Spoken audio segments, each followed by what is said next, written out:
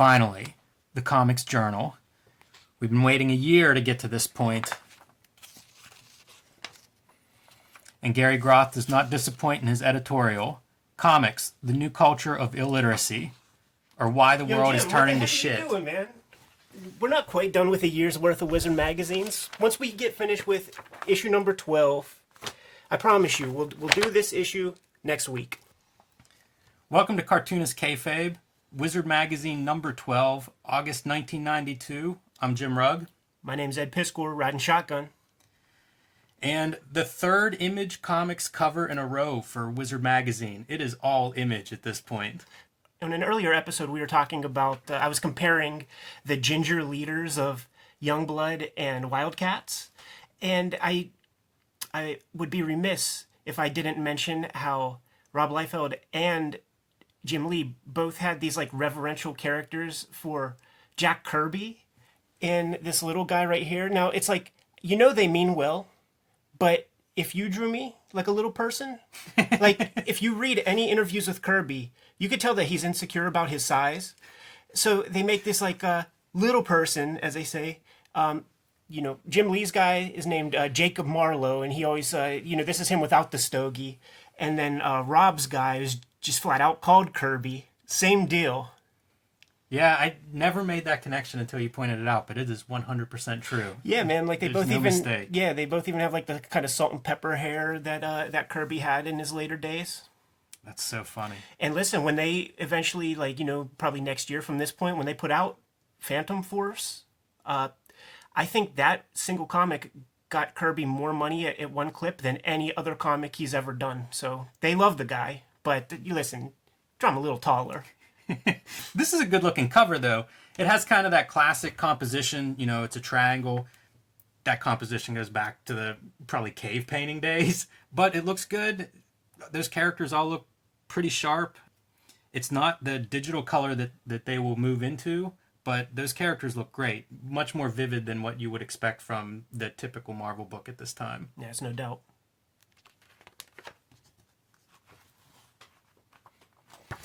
One thing they miss is Scott Williams is clearly the inker on this cover. But whenever you get to the credits on the inside,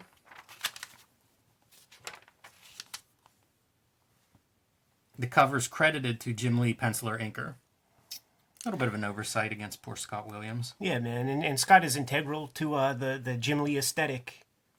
I made a note about the Mirage ad. I think this is the second or third Mirage ad that we've seen. After this, we're going to see a Tundra article, which is Kevin Eastman, Mirage co-publisher of Mirage, and Tundra his own publishing company. And I wonder about, like, whenever you see the ads pop up and issue after issue, followed by the feature. That's an old publishing trick.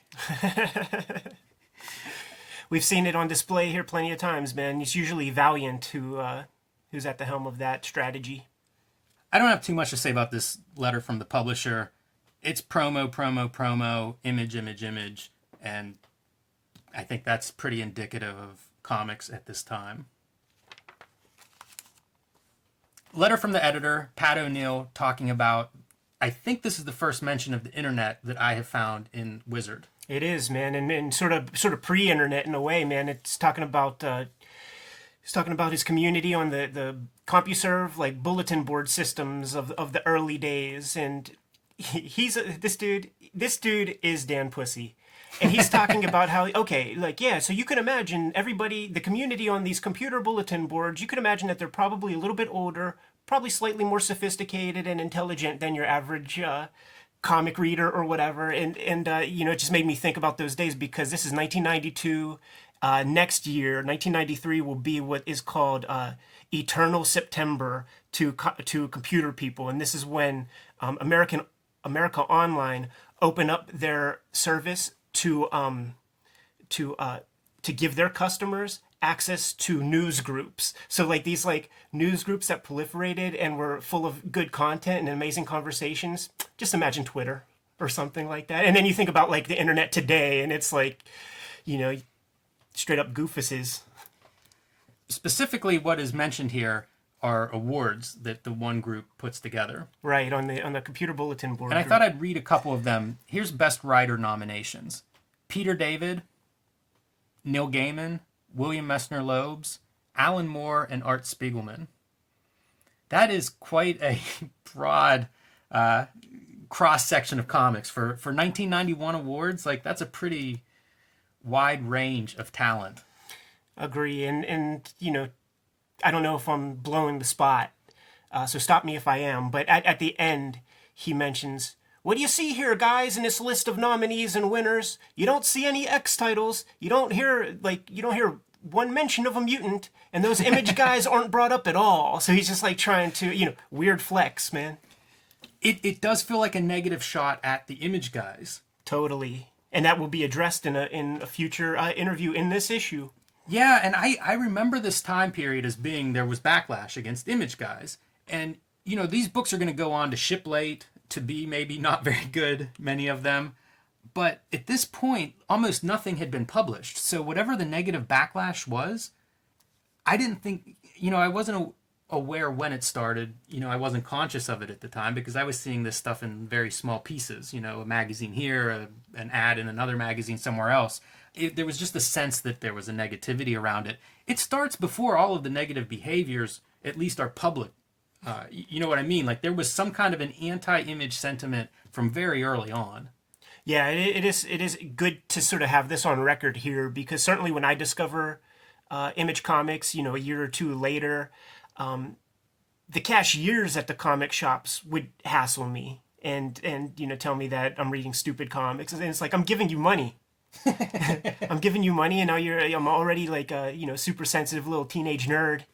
Now you're gonna diss me for the comics that I'm reading? Thank you. The only other thing I'd call attention to in this article is the profile of who's using the computers. As we already said, you know, an older, more affluent group. I feel like that's changed a lot. You know, like now you think of it as young people. So everybody, really. Yeah, that's probably true. Yeah.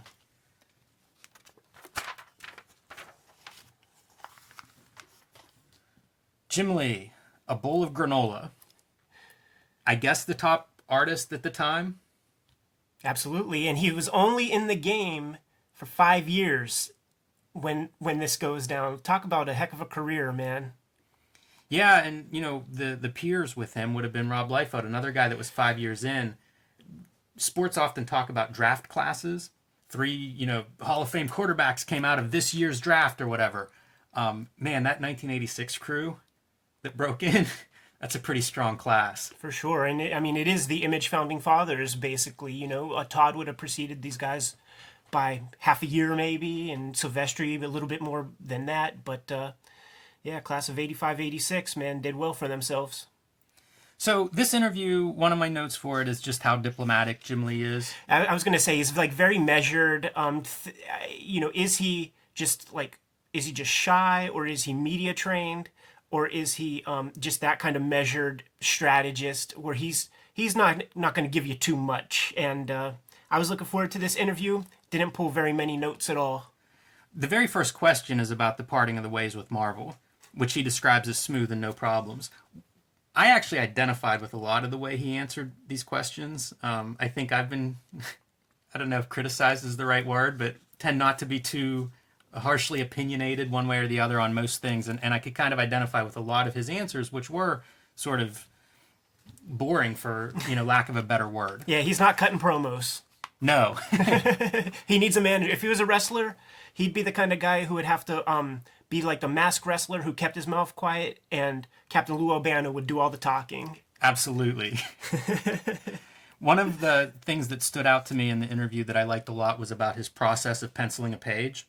And I can remember this vividly as a kid reading this, that he'd basically pencil very loosely in graphite, and then he would go in with the blue line, you know, with the blue lead, and he would make one nice tight drawing, and then erase the graphite, because the blue line is harder to erase, as you know. And then he would go in on top of that and pencil very tightly.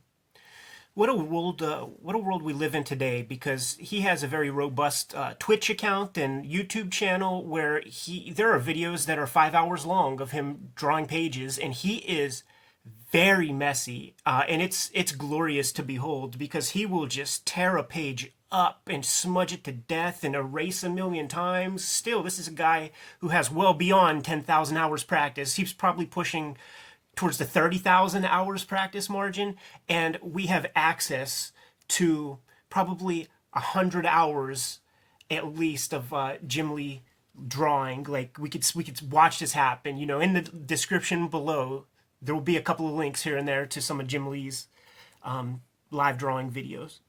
It's quite a contrast with somebody like Todd McFarlane last issue that talked about most of his drawing is done in the ink. Because Todd McFarlane is the inker, so Jim Lee has a look in mind, and he does use an inker, Scott Williams. So he wants to make sure that Scott can understand what he's trying to communicate. That was a big shift in penciling style at the time. I can remember old timers talking about that change, because if you find pencils of, say, John Buscema, they're very loose. Like, it's more about structure, but the finished drawing is often up to the inkers, and the inkers would all have distinct styles. Guys like Klaus Janson, Tom Palmer Sr. that we've talked about his style. These guys, you could pick out the inkers by their style. Jim Lee in this generation sort of changed that. Had some ego trip, and they wanted their art to get across. And when you catch them being honest, you hear them express that they weren't happy with the way this person inked, these faces, or that person redrew this when I intended X and Y to happen. So communicate your thoughts in pencils and hope for the best. Yes. This is probably the generation where inkers were tracers. Yes. I'll trace a chalk outline around your dead fucking body.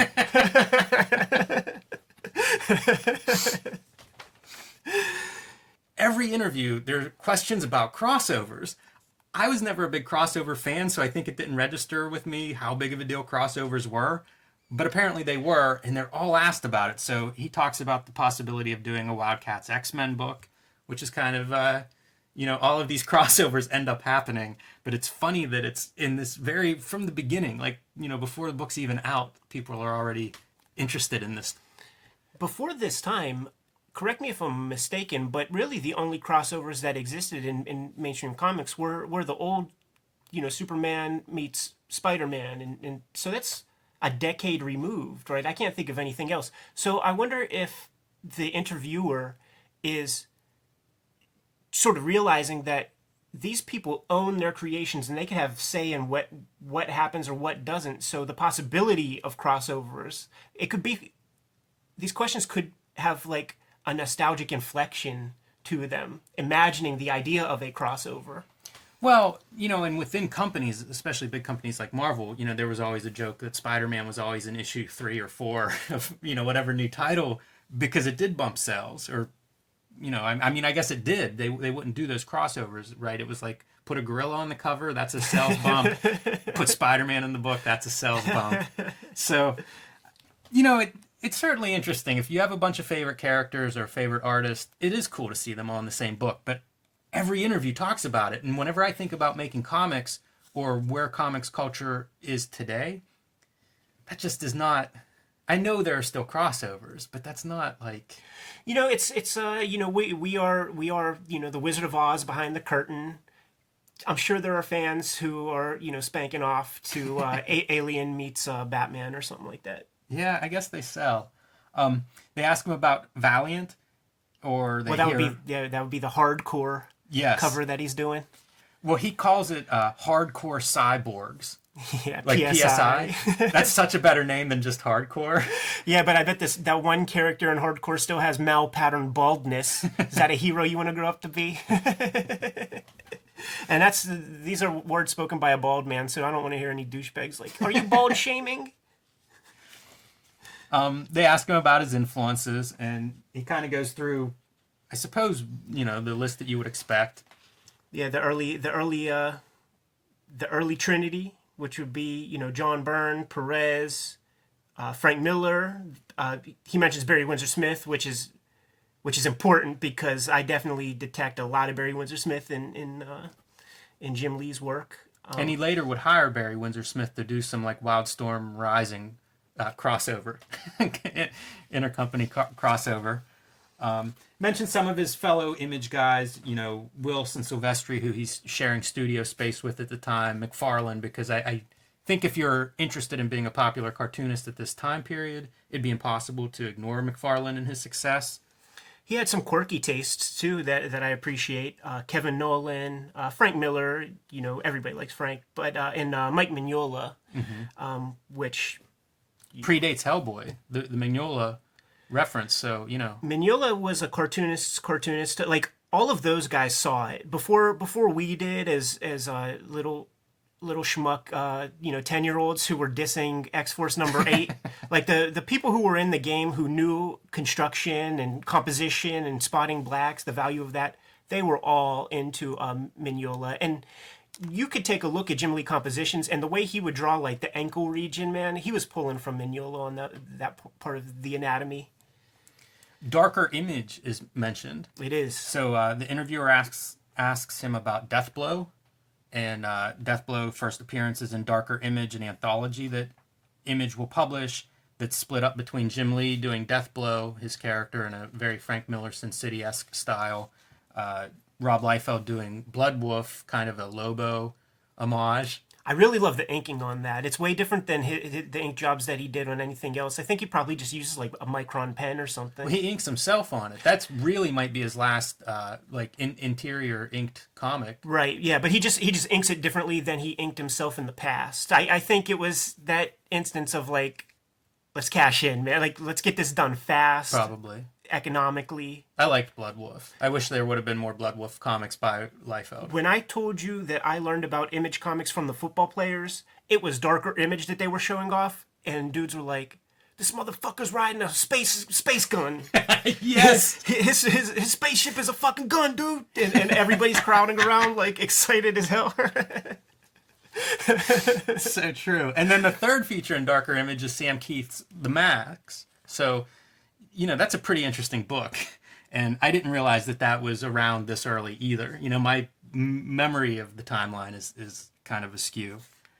So that's all pretty fun stuff, all relatively straightforward. They ask him about, a lot about drawing. It's like the interviewer's trying to pull something out. Yeah. He talks about how often his favorite parts of the comics that he makes, the comics that he draws, will be quiet moments. It'll be things that like a reader's probably not going to respond to, as opposed to say the cool Wolverine shot or Psylocke ninja shot. The stuff that he's focusing on lately with his artistic pursuits is, he claims, more storytelling stuff rather than just like drawing pretty pictures, and that's something that he wants to focus on a lot more. But he was also mentioning that when he was doing the X-Men stuff, he was kind of talking about his rigorous schedule, because while doing the X-Men comics, he drew 100 X-Men cards, and that was like a big deal. Like he was 80-hour weeks at least. He had no time for anything else. The interviewer's asking him, like, what else do you do? And he's like, what are you talking about? What do you mean? What else do? I draw comics. Do you watch any TV at all? Not really. Yeah, because he can't. If you watch TV in this era, you have to reliably be able to like sit in front of the TV at 8 p.m. Eastern or Pacific. You know what I mean? To watch the shows you wanted, and he couldn't count on that. Who knows if this page is going to have 10 characters on it 10 times or not. So they ask him, they get into WildCATs. The reason we're here, the reason this interview is in this issue. And he kind of goes through and describes a little bit about, their corporate superheroes, a slight difference from like Rob Liefeld's Youngblood government superheroes. I think it's a fair enough concept. They ask him who the favorite characters, breakout characters are going to be. And his ideas for who are going to be the popular WildCATs are Imp. I call him Jacob guy. Marlowe because he's called Imp in interviews and in character descriptions in magazines and shit like that. But you almost never hear him called Imp in the comic ever. So we should say this is him. The 3.5-foot leader of the team. The corporate, the big shot corporate guy who, I guess, funds the team, activates the team. And then his second choice is Maul, the big, super teams all had some big guy. So those are his two choices of who are going to be the breakout stars of this team. Right. He says little guy or big guy. But the thing is, after he sort of calls attention to his process in a way, or just how he structured his characters and what he was designing, what he was going for, because he's clearly hedging his bets and like trying to cover everything. So he's got 2-3 sexy girls, Warblade. This is like right after Terminator 2, so he's got like Wolverine kind of spike things, and he could do crazy interesting things with his claw hands. And then you have like a Punisher character who's also mysterious. He has a mask. Yeah, so Grifter's supposed to be the Boba Fett, even though in the damn comic, you go through there and you see him with a backwards hat on and some shades, and people are still like, what, he's mysterious? It's like, Jim Lee draws the same eyes on everybody. Like, use your imagination. Let's do a flip through. Please. Especially for the big reveal. There will be spoilers. Background on the title. Again, lots of storytelling. It's in these interviews. It's in these editorial pieces. Especially since the CATS is covert action teams, and there's a big purple guy. Everybody's clothes looks like the shells of M&M candies. This image reminds me a lot of the David Mazzucchelli, Frank Miller Daredevils. Yeah, flip the page, man. Like, he calls out like Mazzucchelli candies right there, and then he'll call out other stuff like there's like Will Eisner, and I would be a sucker for this kind of extra nonsense. Dale Keown is around there somewhere. It might have even been on the previous page. It's in there somewhere. It says Dale Keown is coming. Good shot of the most popular, the breakout star. What's funny is that if you cover this up, the length of those arms, that could be a 6 foot tall man right there. So like, then you cut this out, and he's a knuckle dragger. Like his hands can touch the damn ground when he's standing. I gave this comic a read through as well. I got the text from you and gave the comic a read through. I see what he's trying to do, but I was kind of bored a lot. Like I felt myself like spacing out. Here's my little tangent right there, man. I bet Jim Lee, as publisher of DC Comics, wouldn't stand for this right here. Having a guy with do you remember that Peter Milligan, Brendan McCarthy comic called Skin? Yes. When this guy takes his mask off, that's who he is. He's the guy from Skin. I thought this, I reread this as well, and I found it to be much better than I remembered it. He definitely sets up a lot of these. Jim Lee invented Ugg boots. I think he definitely sets up a lot of the storylines that he discusses in this interview compared to some of the Image books that aren't as story driven, story conscious. They setup is the right word because it's all there on the surface. Like I remember listening to Neil Gaiman speak, and he was talking about revisiting Sandman and rereading his Sandman comics, and he would get embarrassed whenever he would read through the comic and see the parts in the book where he described it as, you throw a softball up there in the air so that you have something to write about if you're ever stuck. And there's about 6-7 times that this happens in this comic, where they just like make these like little allusions to things that they want to pay off or whatever. This is good stuff right here because it ties the comic into a very specific point in time. Like whenever this would happen in comics, it's always like so apparent too, because kind of the way he draws the character is quite different than every other character's face in the book.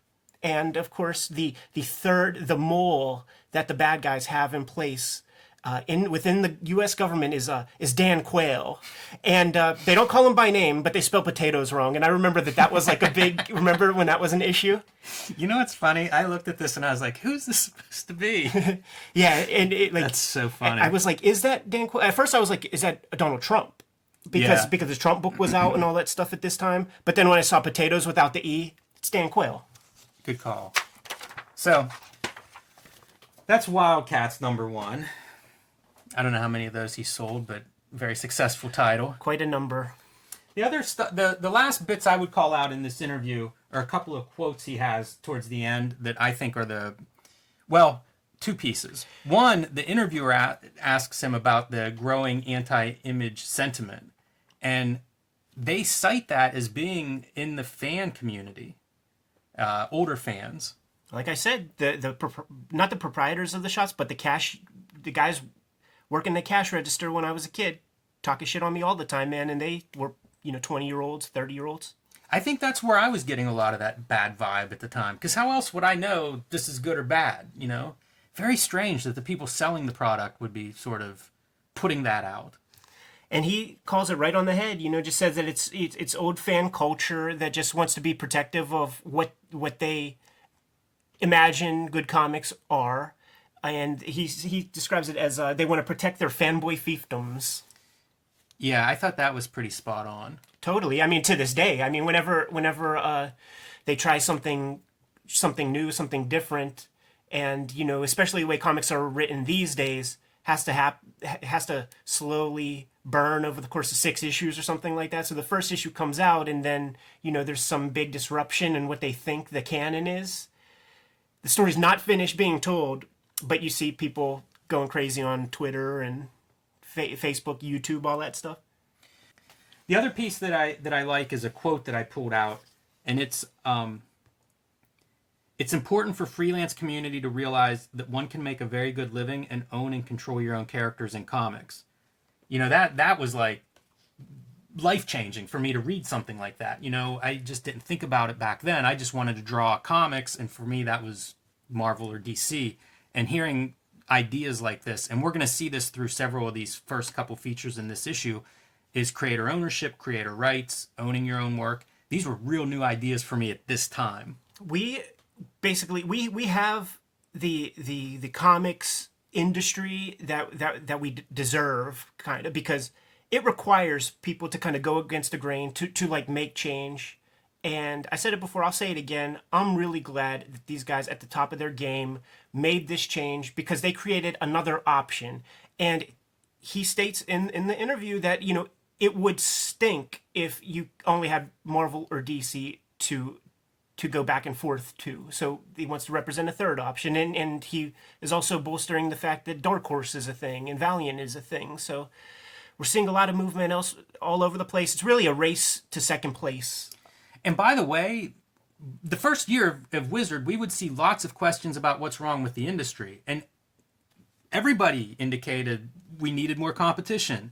The industry needs a kick in the pants. So as soon as one actually shows up, now there's anti-kick in the pants sentiment. Like, it is very strange, that dogmatic adherence to keeping it the same. Yeah. Like, we just don't like it because it's something new and different. Right. Right? I mean, that's no, the backlash. Totally. Because at this point, there are no books. There's no body of work that you could point at and say, nope, we tried it and we don't like it. We're just saying there's something new coming and we don't like that. Yeah, I'm sure it's just a byproduct of the human condition, man. Like, if we keep things the same, hey, I'm still alive. I still have all my fingers and toes. And the title of this article, The Bowl of Granola, comes from, at one point in maybe the most boring part of the interview, the interviewer asks him what he eats for breakfast, what kind of cereal he eats for breakfast. Yeah, that's the... It's rough. It's not Barbara Walters who got commissioned to give these interviews. All right.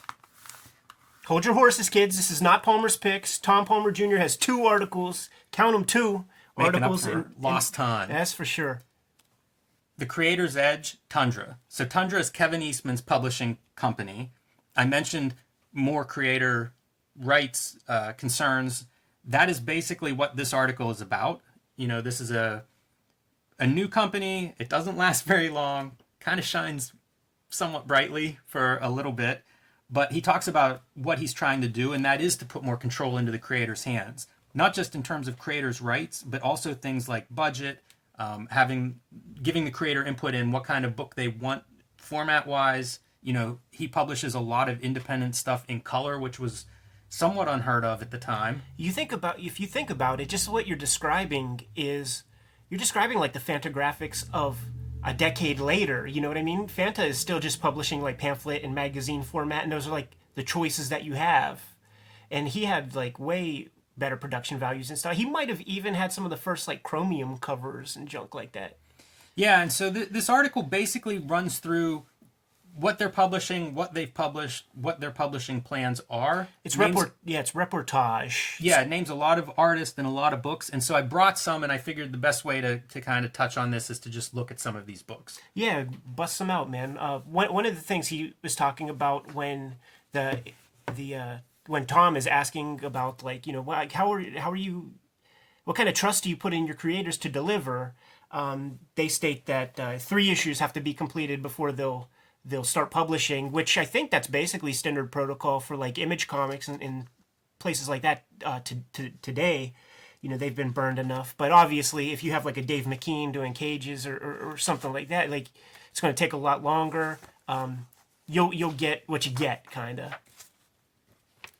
All read Madman? Yep. I didn't realize they published some color Madman too. These are the ones with the little 2-color and then the animated corner bits of Madman dancing, so kind of a fun flourish. So Mike Allred, obviously, I think everybody knows him. Big, huge career. Tundra picked up the conclusion of The Crow. So Tundra published the conclusion the concluding volume of James O'Barr's Crow. I think they reprinted the first 4 issues too in 2 like square-bound deluxe editions. It's just amazing that this took so long for the finale to come out, man. But you know, this is where the poetic justice takes place. This was a huge book for me, especially because it would mix so many different styles. You know, you'd have washes and zipatones and duo print, and it was just a totally... I hadn't seen anything like this. Very, very big. Jim Woodring in color. Oh, that's so good, man. You know, Woodring, he worked in animation a lot, like in the early 80s. He worked at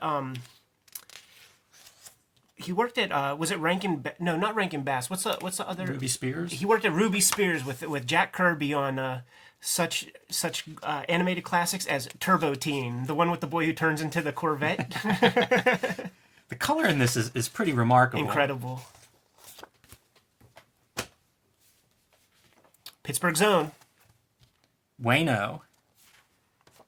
One-man anthology. Very popular with alternative cartoonists at the time. I don't know if this stuff, some of it may have appeared other places, but often cartoonists were contributing to anthologies and then printing several stories whenever they would do their own. I think it's in, is that Beer Nuts 3? Yes. Dan Clowes says that there's a superhero story in this issue that he cites as like one of the great comic strips of all time. It may or may not be in that one. But Wayno, he draws the Bizarro comic strip nowadays, Dan Ferraro's old strip. I guess it's not that one. One of the artists that he mentions in the list is Al Columbia. This is, I think, his first single first complete comic that he did. Al Columbia would go on. He's done several works with Fantagraphics. He kind of has a horror cartoony style. He's moved more in a direction that's influenced by, say, 20s animation, 30s animation, but at this time very much like that alternative horror kind of style. What's the Big Numbers story? Was it Big Numbers? Yeah, he worked for... I have a copy of that. Big Numbers is listed in this article. So Big Numbers, Alan Moore's pet project, published under Mad Love, but I think Tundra distributed it or co-published it or something. And Al Columbia worked as Bill Sienkiewicz's assistant on the first 2 issues of this book.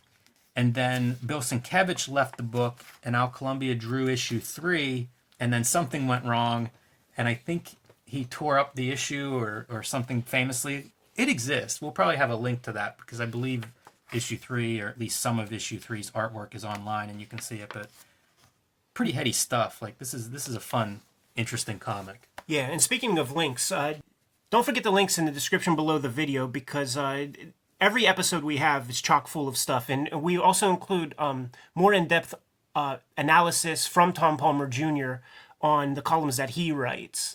These are really, this is a pretty exciting publisher for the time. Now this is what comics look like. It'd be much...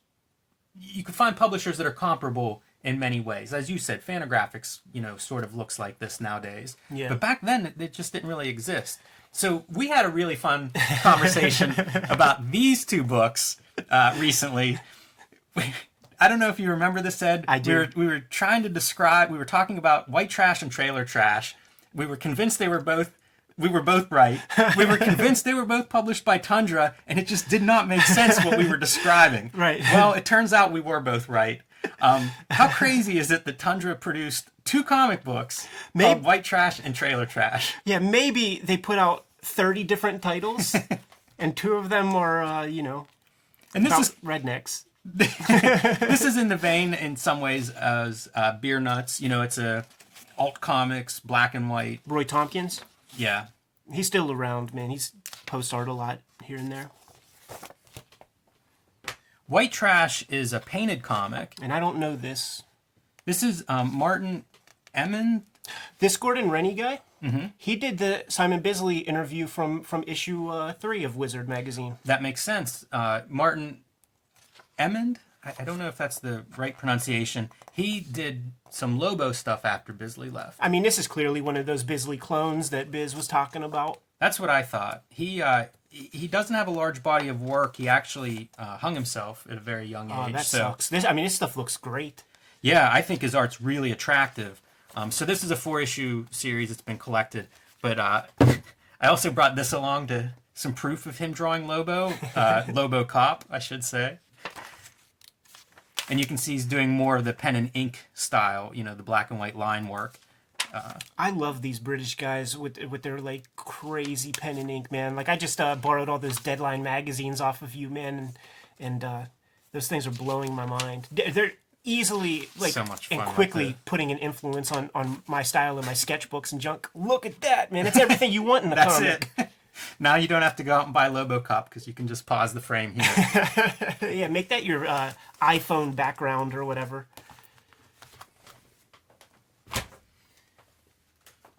They also published, of course, alt superhero comics, which, there's kind of a subgenre of this stuff. Superheroes are so dominant, of course, that it's hard to avoid. These are Rick Veitch's King Hell series. I think they were co-published with Tundra. I don't see a Tundra label on here, but it's listed in the article. And these are Brat Packs about sidekicks in a very fallen world. This changed the way I read comics. Like, I couldn't go back to Marvel and DC after reading superheroes that sort of lived these lives. But I love I love how they look, like inventive layouts. It also opened my eyes that indie comic didn't mean bad artist. Right. Rick Veitch is as good as any superhero artist you're going to come across. Really cool rendering and values. I put him comfortably in my top 10. Is. He's in my top 10 cartoonists, man. Max Immortal is kind of a take on the archetypal superhero, Superman, of course. In this one, the alien that falls to the earth is not quite as peaceful as Superman. And the poor farmers that find him pay quite a cost. And he's also that I think we've talked about the children that don't look right in comics and how that can be really freaky. It's almost like he figured that out. But here he is assaulting what would have been, equivalent of Pa Kent. Yeah, and then there's, throughout the series or whatever, there's allusions to, Siegel and Schuster and, the work for hire thing. Tundra, once again, is Kevin Eastman's company.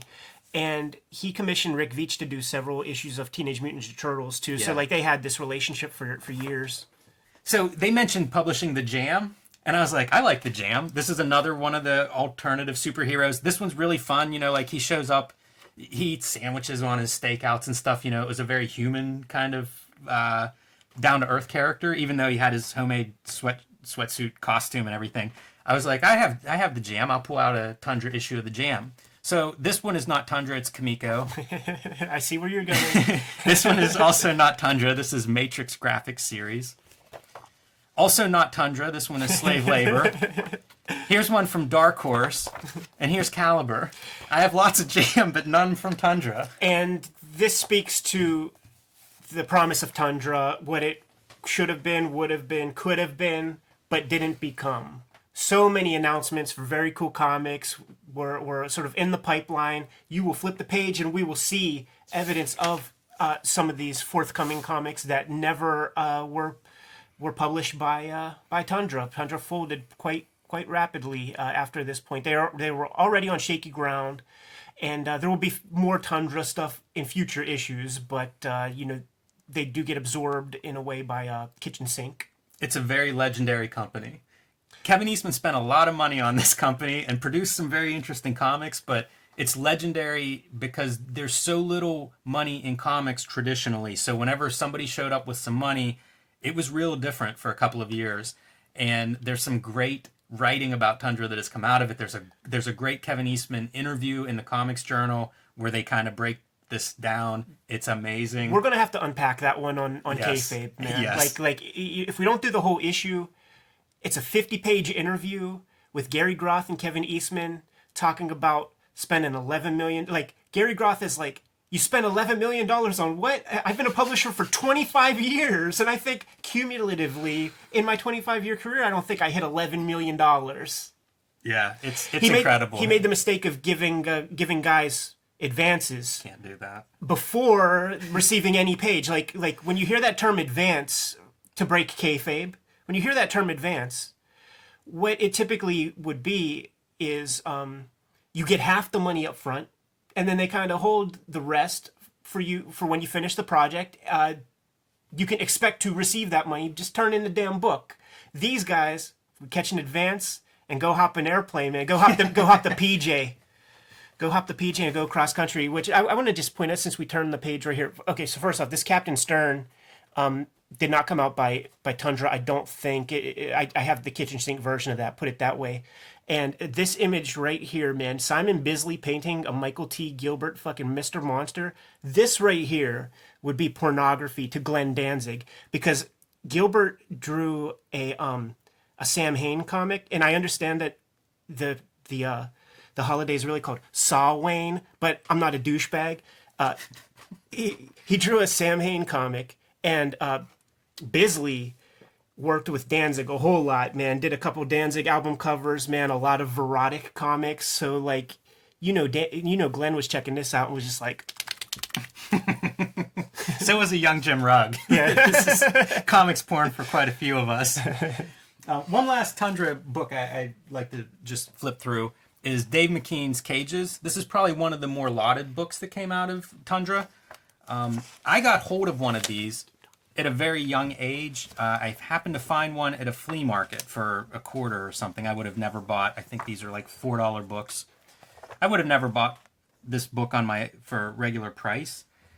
But talk about a comic that I had never seen anything that looked like this stuff. I was totally Marvel and DC and buying off the newsstand and whatever I could find. So coming across this in a flea market really kind of opened my eyes. This was one of those comics that I could actually show my art teacher, and she didn't scoff at, which was unusual. The other one was Steve Behcet's Tyrant, which is a very well-drawn, story about dinosaur history, and that was one that she sort of gave her grudging approval to visually. But this one was really like I would read every comic I got whenever I was a kid because I didn't have very many comics, and trying to like sort this out. This is this guy who's a mover, but he's a very small old man, and he's carrying these heavy boxes up the stairs. Just bizarre, in the context of like I have Spider-Man and Batman are sort of my two edges of what I know about comics. This thing just left me scratching my head, but also coming back to it and revisiting it. If the K-Fabers heard some rustling about while Jim was speaking, I was looking around and I couldn't find my copy of Skin by Peter Milligan and Brendan McCarthy because those two guys had this complete like finished 45-page, 60-page, whatever it was book that they couldn't find a damn publisher for it. I think they went through three possibilities, Fleetway, Quality, and maybe even Vertigo. Like, was Vertigo around at this point? Maybe not. Probably, yeah, I think it was. But Kevin Eastman was the guy who had like the courage to publish that piece. I was looking for my copy, couldn't find it. What's that book about, Ed? I believe there will be a picture up to just show the cover of the book, but it's like a little skinhead guy with he was one of the thalidomide children.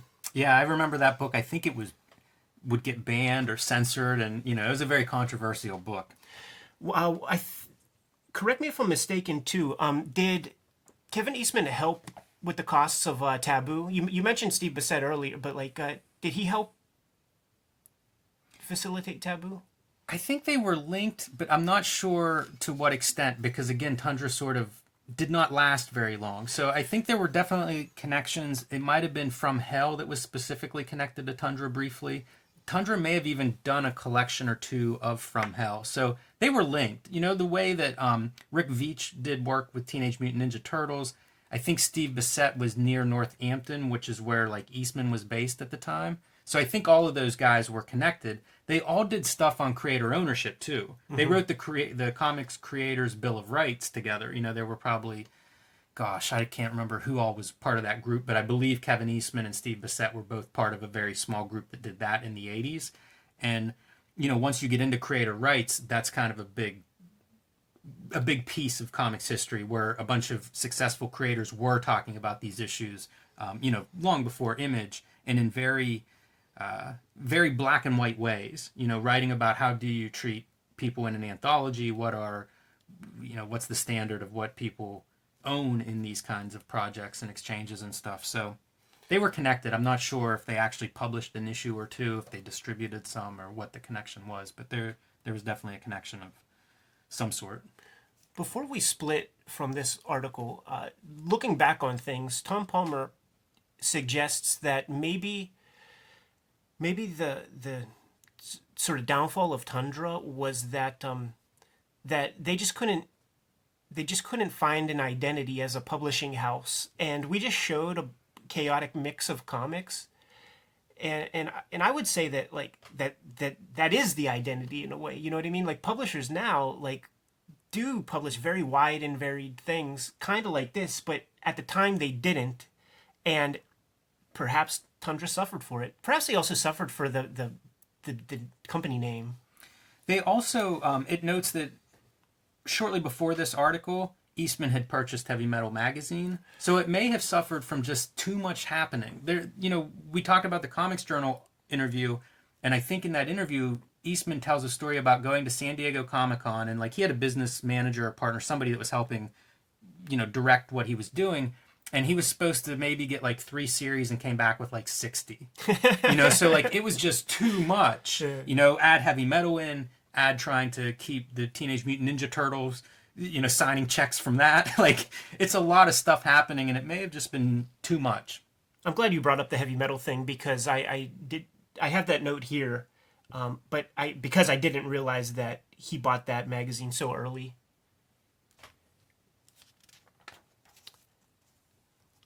Under the Shadow of the Hawk, an interview with Jim Valentino by Image Comics publisher Eric Stevenson. Well, before he was the publisher, of course, he was just the editor of all the Extreme Studios books. The first note I have about this is a quote, "Right to own your creations." That's coming from Jim Valentino, who came out of indie comics, may have been part of that original creator summit that we mentioned when we were talking about Tundra. He's totally different than most of these Image guys. For one thing, Rob Liefeld's 24 whenever he starts Youngblood, or whenever Image publishes Youngblood. Jim Valentino is about 40 at the time of this interview. In all of these interviews, what I really like is how they express how Rob Liefeld was the catalyst for the whole thing. And I just love that idea of this effervescent kid comes in and wrangles all the old heads, and the fact that the old heads were humble enough to accept that idea. You know what I mean? Very often people the old heads will shit on a young kid, oh, you're crazy, and have a million reasons for not to do something. But Rob pled his case, and now we have Image Comics. Yeah, and they talk about the relationship between those two in particular. They had a long friendship going back to the indie days. Back when Rob Liefeld was peddling Youngblood before he had any professional work. One of the things I noticed by rereading these issues the way we have been is it's the same cycle of questions. Why superheroes? We've heard all of the Image guys so far have been asked that question, which from the very beginning seems stupid. What else have they done? Jim Valentino, I suppose, has a more broad background in comics making than most of these guys. But nevertheless, like, why wouldn't it be superheroes? Like, that's such a strange question. There wasn't anything else really at that time. What were they going to do? It's very weird to me that's a question that gets asked of all of these guys. One thing that sort of blew my mind that I didn't realize was that Jim Valentino was able to concurrently work on his Image comic and Marvel work at the time with Guardians of the Galaxy. Not for long. Really? I couldn't imagine. I looked that up. I assume it's Marvel that lets him go, but he does express that he plans to stay on Guardians of the Galaxy because he has a big family to feed, many kids and whatever. Again, he's 40. He's at a different point in his life than Rob Liefeld is. And so he plans to stay on Guardians of the Galaxy, but I think it's like 2 or 3 issues after this, he's off Guardians of the Galaxy. So I think that was a Marvel move. Rob Liefeld said he planned on staying, and seeing through his storylines for X-Force and Cable, and he was gone from that stuff. So I think at some point, somebody at Marvel must have said, it's not going to work that way. We're not going to employ these guys if they're competitors or something. I don't know. I mean, hopefully we'll come across something more concrete on that, but those ties do get severed at some point pretty soon after this. I think Valentino comes off really great in this interview. He comes off like he's got a good head on his shoulders, and he sort of has self-awareness. We can all agree that when it comes to the Image founding fathers, like he had the lower selling numbers of like his Marvel comics and shit like that. And the cool thing about the whole group as a unit is that they did everything they could to sort of get Jim Valentino in the forefront in a lot of ways. So like the character is introduced in Youngblood #2. Introduced on the cover. Pretty nice cover there too. And then issue 1 comes out. It's the first issue 1 of the Founding Fathers that has like a chromium, like kind of gimmick cover. Yeah, and I want to point something out about this. He talks about you have to understand that there are 9-year-olds out there buying their first comic. He's talking about making this stuff accessible to 9-year-olds. Let's talk about Shadowhawk a little bit. So Shadowhawk is a vigilante who breaks criminals' backs to make sure that they are in prison for the rest of their life, is the way he describes it. Perfect for a 9-year-old. And I was 9 when this came out, and I would say like around, say, age 10 is when I discovered its existence. This was a legendary comic. Now, first off, it was more rare than Spawn and Young. Like, we couldn't find this comic, okay? Like, the few copies that exist, yeah, that's like the classic Image. The few copies of this thing that were out there, the speculators took care of those. And so, like, the fantasy of Shadowhawk is, like, what we had to latch onto. And the idea that, like, oh, it's this guy and he breaks dudes' backs. Like, sign me up.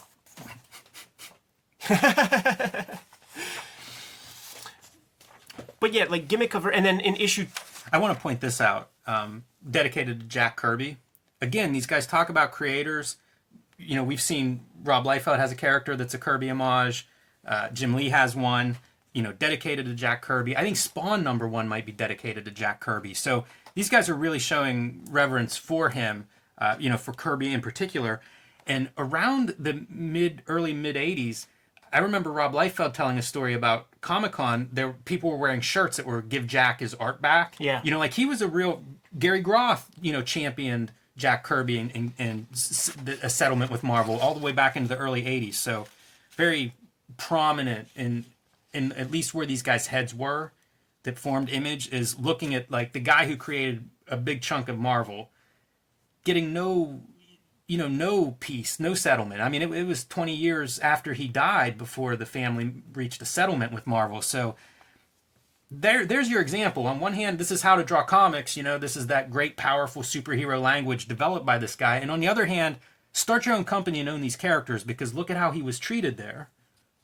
Yeah, for sure. And like I said, man, that Phantom Force comic, whenever they call up, I don't know who it is that calls up Mr. Kirby, and he does that Phantom Force comic, and to me, it's one of the Image comics to seek out, because all of the Founding Fathers ink a page or two, and that's very jarring and wild. Like Yeah. like it really, like the page that McFarlane inks looks like a McFarlane. Like he adds all of his noodle marks and stuff.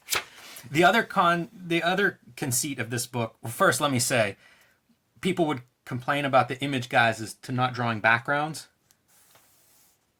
I don't remember them championing Jim Valentino, who was drawing backgrounds. You would just see people being sort of disparaging about his art style not being in line with the other Image guys.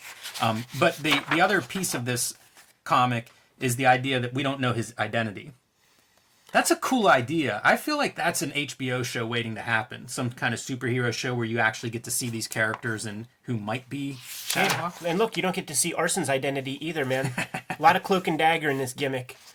I do have the cover where he reveals his identity. Should I pull it out? Yeah, pull that out, because that's a great cover gimmick. So this is your big money shot at the end of Shadowhawk swinging through the city. I don't know. I don't think that the anonymous hero gimmick...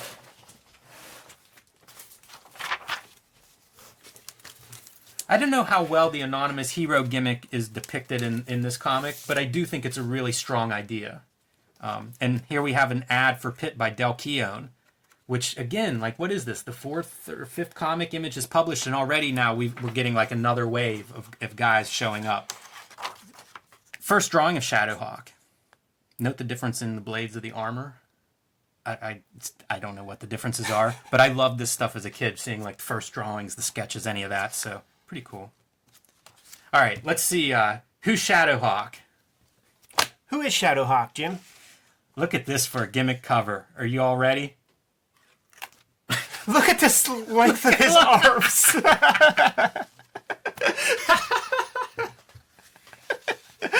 They say if you put your arms if you hold there in the middle there. If you hold your arms out wide, like the span from middle finger to middle finger is basically your height. This guy's about 18 feet tall. That's amazing. I do love it, though, as a gimmick. That's a pretty fun gimmick.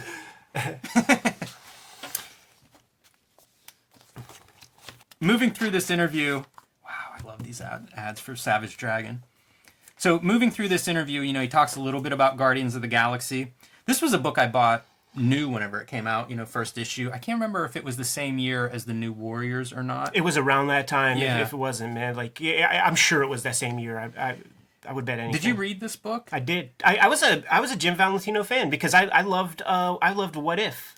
These always had the best covers, and they were like What Ifs, where it would be like Captain America's shield or Wolverine's skeleton. It was always something that would Ghost Rider of the 31st century. It was always some gimmick idea that was like, yes. I would always look at them on the newsstand. I didn't always buy them, but it was a pretty cool concept. Like, he was thinking of selling books. They asked him about future of Image or how Image might work out. And again, this is the second time we've heard him talk about this, but it's the idea of, like, everybody will work for Image. This is Shadowhawk number 0. And he talks about, in this interview, if things go right, this company will publish all kinds of cartoonists. And so Shadowhawk number 0, I think, comes out 2 years later. And this is the list of talent that has been working at Image. It's like he's right in that the list of people that are working here, it's everybody.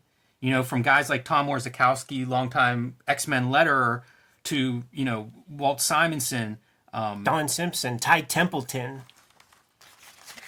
And not just those guys. Ooh, the first Stephen Platt appearance on Cartoonist Kayfabe. Oh, man, that's momentous. It is. But how about this? Matt Groening. Matt Groening always has a signature on shit. I realize it's not probably him in any way, except that it's his licensed character. It's his signature.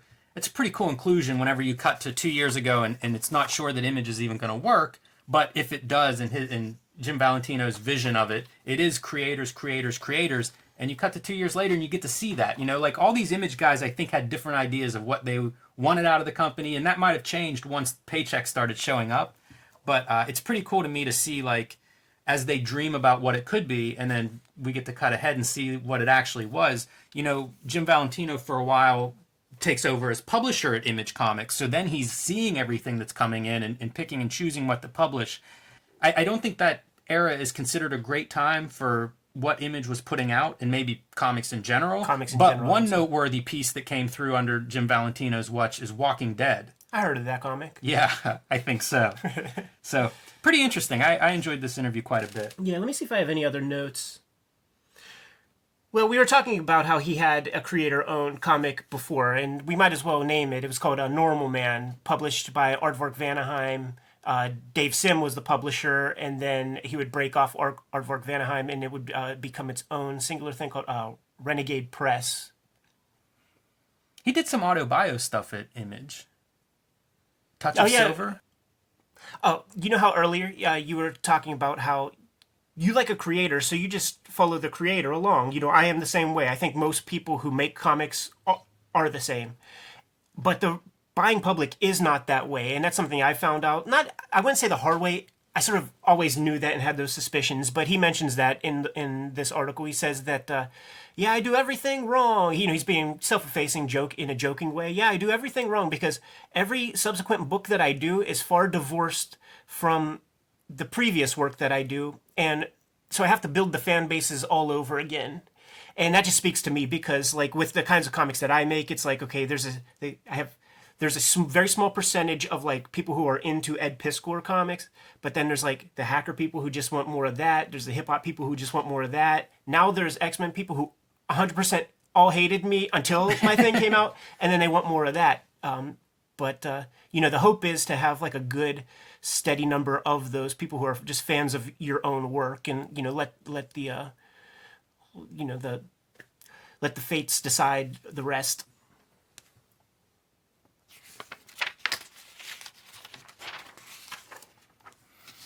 WildCATs, covert action teams. This is a description of the characters. This is kind of the fan service stuff. They do this in every Wizard magazine. It seems like they find some team to profile. And they call him Emp again, at least, man. I'm telling you, like, when I was reading WildCATs, we just forgot that part, man. He's just Marlowe. That's a great film noir gumshoe name, Jacob Marlowe. Maul was always kind of a weird concept. The bigger he gets, the less intelligent he becomes. I never picked that up. Well, I only know it from reading it. Like, it's not... I don't know how long they even kept that around. I don't know how long Maul stayed around as a character. He might still be there, I guess. When you have these, like, big giant characters, it's real hard to compose team shots. Like, that's something that I discovered doing X-Men, where, like, Archangel always has to be in the back because, like, those wings are covering stuff up. Like, you can never give him a prominent spot up front. So it's like, if you want some background filler, you don't want to draw the bricks on the building. Like, get a big giant character. He'll stand back there. That's funny. It's the stuff you don't think about until you, like, are tasked with doing the shit. This is the second block of books for the Unity crossover. One giant image, although the image is sort of like a nonsense background. We saw Frank Miller's in the last issue. This is Walt Simonson. I like Walt Simonson. You know, Walt Simonson's great, so the figure work's all really cool. But the idea of a unified background, one image, there are a few times this gimmick is attempted. I don't think it ever works very well. I think Travis Charest does one for Wildstorm in the future. But it's hard to make those covers link up and still work on their own. Yeah, I mean, even the famous, you know, Jim Lee X-Men 1 cover, it doesn't work as, like, a single image. Like, you could look at the entire thing in like one single image, and you could see where the cuts are for, you know, where the comic end, you know, where the borders end. This is the dumbest article. It's replaced that stupid 30-year Spider-Man history article from a couple issues ago. This is awful. By Steve Geppi.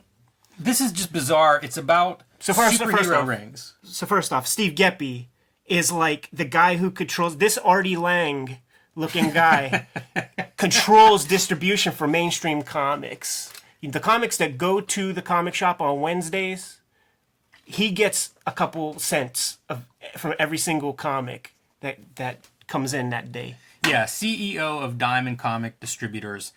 At this time, there's a bunch of distributors. In today's world, there's one. So he wins the distributor wars. Maybe I'm wrong for insulting this article, but he's talking about superhero rings. I find it amazing because, like, I go to this page and I'm like, Steve Geppi, like, he's a money guy. Getting into this game, I'm almost entirely grossed out by everybody who doesn't make comics in the thing. Clearly he is a co-owner, a minority owner of the Baltimore Orioles. So that's like what kind of money this guy has. But he's a big nerd. And that's what I like about this article, because who even heard of premium rings, right? But he's, a 2-page article about premium, like, decoder rings, be sure to drink your Ovaltine type. You know what I mean? He's down with that shit. You know what I'm saying? So actually, this makes me respect him, because it's like, okay, he's mixed up in it in like a fanish way on some level, man. It's a bizarre article, though. It's totally weird. Frankly, this is the kind of article that would show up in like a Overstreet. You know what I mean? Like it would be those old timers who like wax minutia about very old stuff that we just don't even know about. He has in Baltimore like almost like a museum. Yeah. Of his collection, so talking about, him being a OG nerd for comic stuff, he shows that stuff, and it is amazing. Like, if you're ever there for, any comic-related reason, I would encourage you to take a look, because it's got, like, Crazy Cat originals. It has all of this. This stuff is kind of cool to see. It's just weird that it's an article. But his museum is definitely worth a stroll through. We were talking earlier about quid pro quo, buy some ad space, get a review, and it's like, he's the distributor for this thing, so why not get some name presence in there or something? I have to imagine that he stumbled upon like a box of rings from somewhere, and this is his way of selling those rings at a premium. Oh, is that the deal? Like... No. I'm speculating. Like, what? It's just weird. Like, it's just a weird. Why rings? Why are you talking about this? I'm saying this is like the kind of article that would be in fanzines and shit. Like with all the gloss of fucking Wizard and all the bullshit. Like, this is a fanzine fucking article, man, from those Sheldorf guys who invented the San Diego Comic-Con old days, man. If this had been laid out with a typewriter and Xeroxed, I'd be eating it up. Yeah, if you could smell the hectograph ink and get high, I get it. Mimeograph, ditto machines, whatever. Brat Pack. These kids are pretty smart. They ask the right kids the right questions, man, and it's very funny that the kids are as smart as the people who work within the comics industry. So some of the stuff they were talking about is like, like how'd you discover comics, this kind of thing. One of the kids mentions that comics should quit advertising comics and other comics because we're already there. Like, and these kids are like laying out like perfect plans. Like, companies would pay top dollar for this kind of insight, you know what I mean, from consultants and stuff. And the kids are like, listen, man, put an ad for comics in Nintendo Power. Put an ad for comics in wrestling magazines. You know what I mean? I'm already here. I'm already buying comics. You don't have to give me a Batman ad and a Superman comic. Yeah, the wrestling magazine makes sense to me. Obviously, this is kayfabe commentaries. They also cite the G.I. Joe TV commercials that used to then end on like the cliffhanger that would pick up at the comic. I used to love those commercials, man. I wanted every one of those G.I. Joe comics whenever those commercials would air. Better animation than the regular series because it's 10 seconds, but also, little known fact, like, because of that, the G.I. Joe comics in the 80s were like top selling Marvel books, like they didn't trumpet that idea because they clearly, they had to pay licensing fees, so it cut into their bottom line or whatever. But those comics sold probably X-Men numbers, maybe more on the strength of these damn commercials. Like, I was totally into these things based on the commercials and all that. That book probably sold like wild on newsstands, which often when you're looking at these like top 10 lists and things, I don't know if they always factor that in. I remember when DC was doing video game books in the 2000s, those comics were outselling all the superhero books, but they would not show up whenever you would see like the compilations of top selling books from the year, and that was like the inside secret of. Nobody wanted to admit that, but, that was the truth. These dorks didn't want to do the hard work of arithmetic, of getting in touch with, 10 distributors and doing simple addition problems. The interviewer asked them about comics in schools and how they're viewed, if they're viewed as, like, misfits, if the schools if they get in trouble for bringing comics to schools and stuff. Which, I think that's all changed. I don't know that any of that stigma exists now, but I remember that, as a kid. Like, I was the weirdo that read comics, and none of my teachers approved of comics. My parents didn't approve of comics. It was very much like garbage, treated like trash. Yeah, it'll be a couple months before Death of Superman comes out, and then the whole tone changes, man. Like, that's really where I come in a big way. Like, I was always reading comics, but that's when it became a thing where it just didn't have to hide it anymore, man. The football players are investing in comics. Yeah, that's another thing he says. Whenever those kids come over and they're patronizing him, he basically shows them Lobo, Punisher, or Wolverine, and they get in line. I remember showing kids like Ghost Rider comics, probably Spirits of Vengeance, with Johnny Blaze and stuff, and my dudes were like, "Look at that sawed-off shotgun with the pistol grip." That was Johnny Blaze's gun of choice, man, with the pistol grip. And then they would have me draw. They would have me draw, Johnny Blaze, and I'd be like, "Yeah, sure, don't hurt me." Good practice. All right, Hollywood Heroes. Batman the Animated Series. I'm so disappointed it's not another Batman Returns article. Or some unproduced screenplay review. So, Batman the Animated Series, Bruce Timm, given a lot of the credit for the design of this series, this style that became hyper popular. Possibly the best version of Batman. Certainly one of my favorite versions of Batman. More updated riff on the old Max Fleischer style from the old Superman serialized cartoons back in like the early 40s. Yeah, and you can see it in the character design. Like, you think of Image, all we've been doing is looking at Image Comics. What a contrast. It blew my mind when I first saw these designs. Those animators drive me nuts, man, when they could find like the perfect line every freaking time. I guess we should take all of our comics earnings and we should go to Cal Arts, take a course. I'm sure I'd learn a lot there. This article is a little disappointing in that this is before the series comes out, so it's not about any specific episodes or anything, but it just kind of runs through the cast of characters. The show must have done really well when they tested it in Spokane or however that works, man, because on the strength of the pilot that they tested wherever they tested it, Fox ordered 65 episodes. Staggering number, man. I was watching a making of the animated series thing where Paul Dini and all these guys were talking about just the impetus and creation of a lot of the aesthetics and everything. And when they did like a first pass on the opening sequence, or it might have been a little bit of test animation, it actually got rejected because it broke like a FCC mandate because the show was too dark, not in tone, but in physical black that appeared on the screen. Like there was some sort of like legal issue, or just maybe it could screw up your cathode ray tube or something like that if there's not enough stuff firing on the screen at once. So they had to like lighten up the aesthetic. That's amazing. I've never heard that. That's really cool. Because they painted a lot of the background like in like an inverted way, so they would start on like a black velvet and build up from there. That's really cool.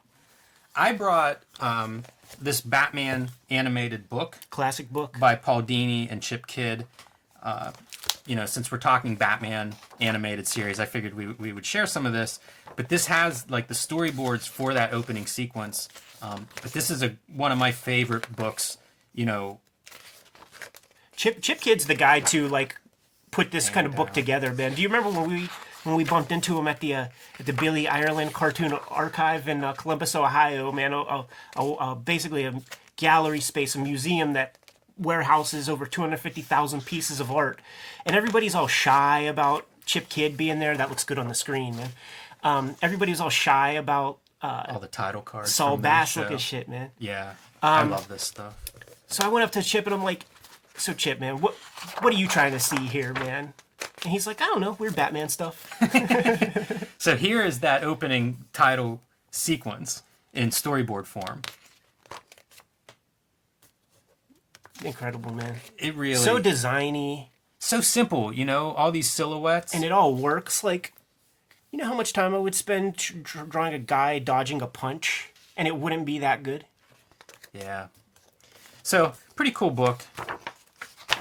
It shows all this different production art from concept stuff, you know, breaking down your zooms and background paintings, matte paintings. Just really, it's a pretty interesting book. A lot of character designs, a lot of the merchandising that would come out of this stuff. Like ice cream bars, I think.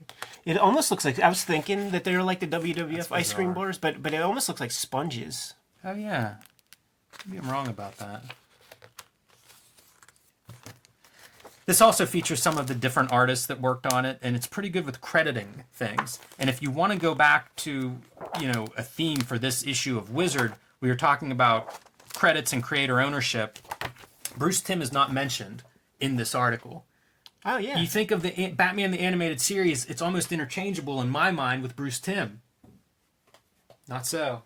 Yeah, he was just a jobber at the time, man. He had to make his strike. And strike he did, man, because you watch the first couple seasons and like the animation's so fluid and beautiful, but like there's a point where the character designs change slightly, and you know, Scarecrow becomes like there's some apparent change, and you could tell that they are hacking out that animation, man. It's like, why is it that like you get this hold on an audience, and then you take it for granted, and then you start to like spread yourself thin, because that's what they did. You know, there's a Superman show over here, then there's some other bullshit, and they just split energy. Well, I mean, you do that for money. You Right. know, it's demand. This is a corporation, and it's not like you can go out and get another Bruce Timm. It's too You bad. know, there's one of him, and when you're producing several of these cartoons, it's inevitable. Yeah, it's a shame.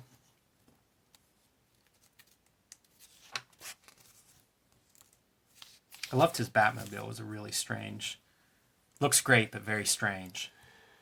Right, and I love, like, certainly in that opening sequence, when it's like a static image and like the background is doing the movement, and maybe there's like a little animation on the wheels, dude, like...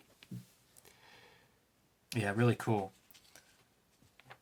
That might be the first sighting of, it was a Striker or something like that. What the hell's that character's name? What is his name? He got his own series. Brandon Peterson. Oh, no, it was Strike Force. Yeah, it might be Striker. That sounds right. With a Y. Yes, of course. For trademark reasons. Like Bad Rock. Palmer's Pics. More Tom Palmer Jr. Examining how EC Comics artists influenced the artists of today.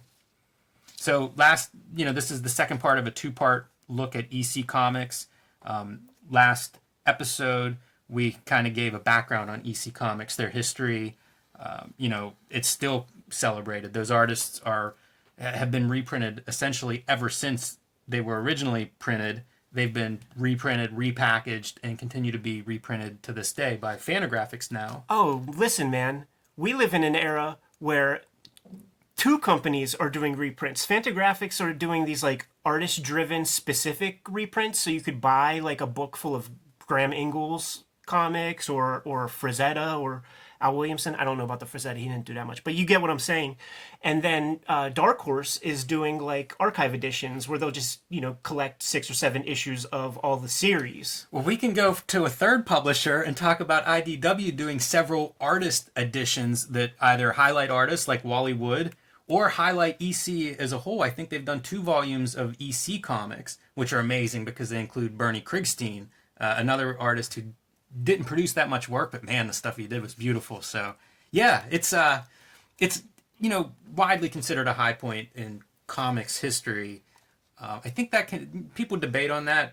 Sometimes it's overrated or underrated, but certainly they're still around and still a huge influence, I think, on comics. Yeah. The debaters are just contrarians, and if there's anything to debate, it probably would be the fact that those comics don't work as comics. It's like illustrated picto-fiction or something, which those comics do become at a later date whenever the comics code comes in effect and everything turns to magazine format. But based on pure craft, step to Wallywood, man. Like if you're a shit talker, man, you better not be drawn with a crayon. So the first I was about to call out names, like of specific guys. So that's the best I can come up with. No. Like I said the crayon thing because I was about to start calling dudes out. I feel all red in the face. I'm glad the camera ain't on me. Oh man, the call outs would have been spicy. Let me get more famous. That'd be an excerpt. Let me be more financially secure, man, and we'll take the gloves off. So they trace the influence of EC, and their first big stop is with Warren Publications. So Warren, I believe, started in the 70s, maybe the late 60s? No, it was definitely around in the 60s. Okay. So Warren starts in the 60s, and it's magazine format comics, which allows them to get around the comics code. Working in black and white, a lot of the artists who did work at EC Comics went on to do work for Warren, and their horror titles would have been Creepy and Eerie and Vampirella. Got a couple of those, man. Like the earliest Creepies and Eries, you could go through them as you wish, man. The earliest Frazetta cover. Yeah. The earliest Creepies and Eries are the ones that you want. You can see these artists. Reed Crandall, Steve Ditko, Frazetta, Williamson, Wally Wood, like they're all represented. Alex Toth, even Angelo Torres was there at the end of EC's tenure, and this is a logical like James Warren. I think they're making a documentary about him, or it's on the horizon. I know Fantagraphics just put a book together about his life, and he is. When you talk about fanboy or whatever, like a Steve Geppi, like with the rings and stuff, like from every account I've heard, that's James Warren. He was just an incessant fan of this stuff. Who knows how he got his money initially, but however he got it, he spent his money on his passions. And in these EC inspired stories, it's a logical jump from what he was publishing before, which I believe he was the publisher for Famous Monsters magazine. Oh wow, yeah, that's a very logical jump. I'm doubting myself about that now, so I may be wrong, but I think I'm right. Look, Scratchboard. That's incredible, man. Yeah. And Blazing Combat, which would be like a Kurtzman inspired war book that I think only lasted this many issues, 4 issues, written by Archie Goodwin for the most part. Go on to be a prominent Marvel editor. Yeah, a lot of the credits in this, a lot of the writing in this issue is Archie Goodwin. And that'll be the same throughout basically Vampirella and all the rest. It starts to get really thin. Like it's almost not even worth like looking. That's why I didn't even pull any of this stuff out of the. Great covers though.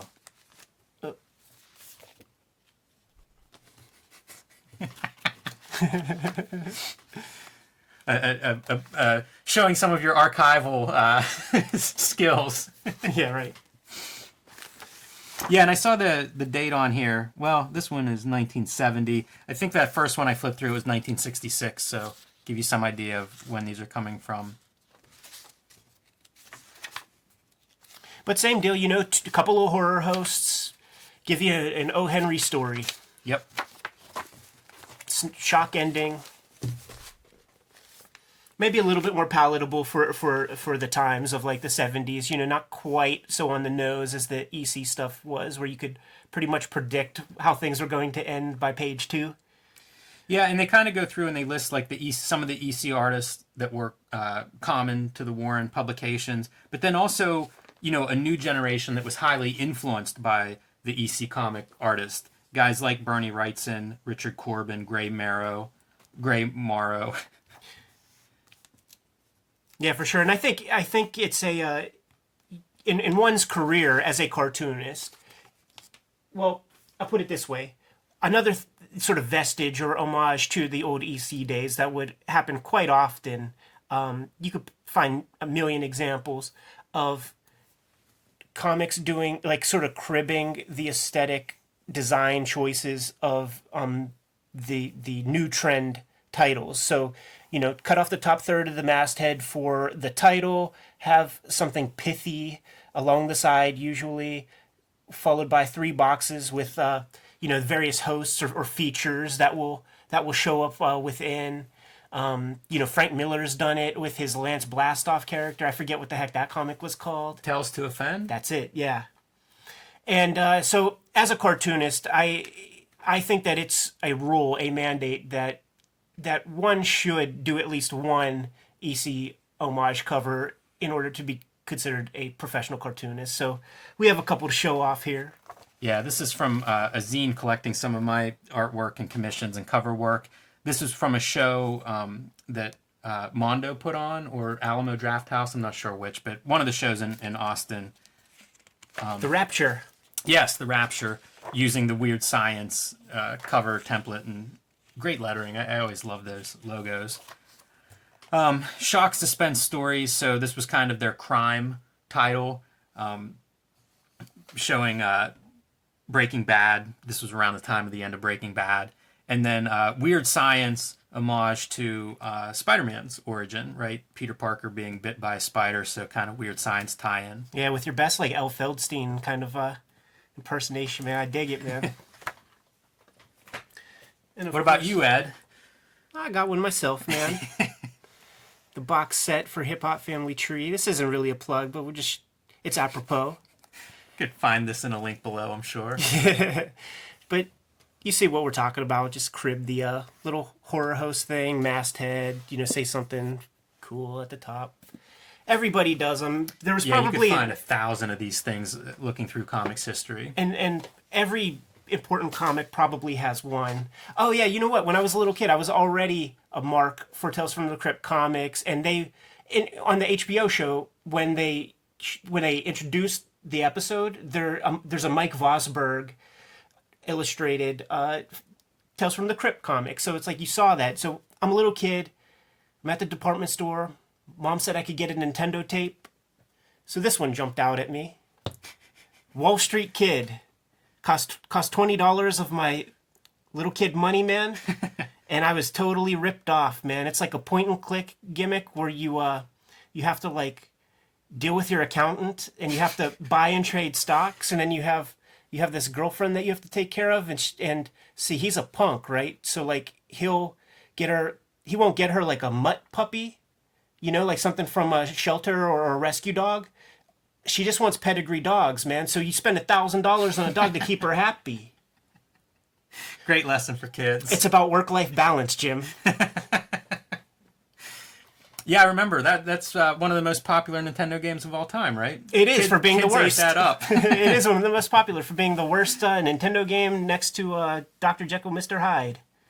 A couple of the other names that they mention, Harvey Kurtzman's influence. So getting away from the horror side of the EC Comics influence is the underground guys. Robert Crumb, Art Spiegelman, which then leads to the generation in the early 90s, which would be guys like Peter Bagg, Hernandez brothers.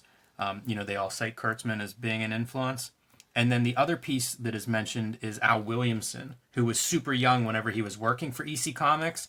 And I knew Al Williamson because he was inking and doing artwork at Marvel and DC at this point. Things like the Blade Runner movie adaptation, Star Wars movie adaptations, and inking Daredevil over John Romita Jr. on a run that I'm very fond of. For sure. He would be at the Pittsburgh Comic Con and was very spry and all over the place. And I remember thinking, like, could there be two Al Williamsons in comics? Because those comics came out in 1953 or something like that. You know what I mean? Now, he was at the tail end, but he's all over those sci-fi books.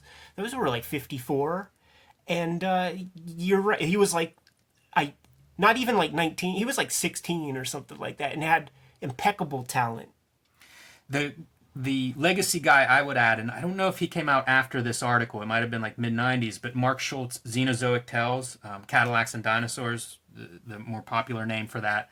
But you can see the EC influence on his work big time, even down to some of the line work. I think is reminiscent of guys like Al Williamson and Wally Wood. He shocked me when we bumped into him, and I asked about his like lifelong fandom of EC Comics, and he's like, I discovered that stuff when I was like 25. I'm like, wow, because it's so in his DNA. He really reverse engineered that stuff and internalized it in like a very way that's not like just like passe, like homage or something. It's like it's become his style. Yeah, I think if you're a fan of Wally Wood and Al Williamson's drawing, you would probably enjoy Xenozoic Tales.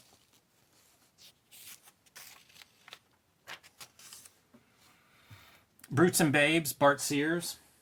I have no notes on this. We could skip it. Yeah, it's just dimensions for drawing a head. Things like a head's 5 eyeballs wide, stuff like that. I think, that's something at some point I tried to memorize and learn. I went through my old portfolio and I pulled a couple assignments from the Kubert School where we would trace off the skeleton, like say just like an arm, we would isolate pieces. The assignment was like 1 week you trace off like the skeleton and you turn that in. Then the next week you lay a piece of trace over top and then you put the musculature and connect all the dots. So I have a couple of those floating around. I pulled them and then when I was putting everything else back, I put those back too, not thinking. So, man, I got so excited. Dig those out maybe for a future episode. I love that kind of stuff. It's not as good as your 15-year-old, your high school fucking gifted class shit, which is like I had to pay, $16,000 to go to school to have somebody to tell me do that.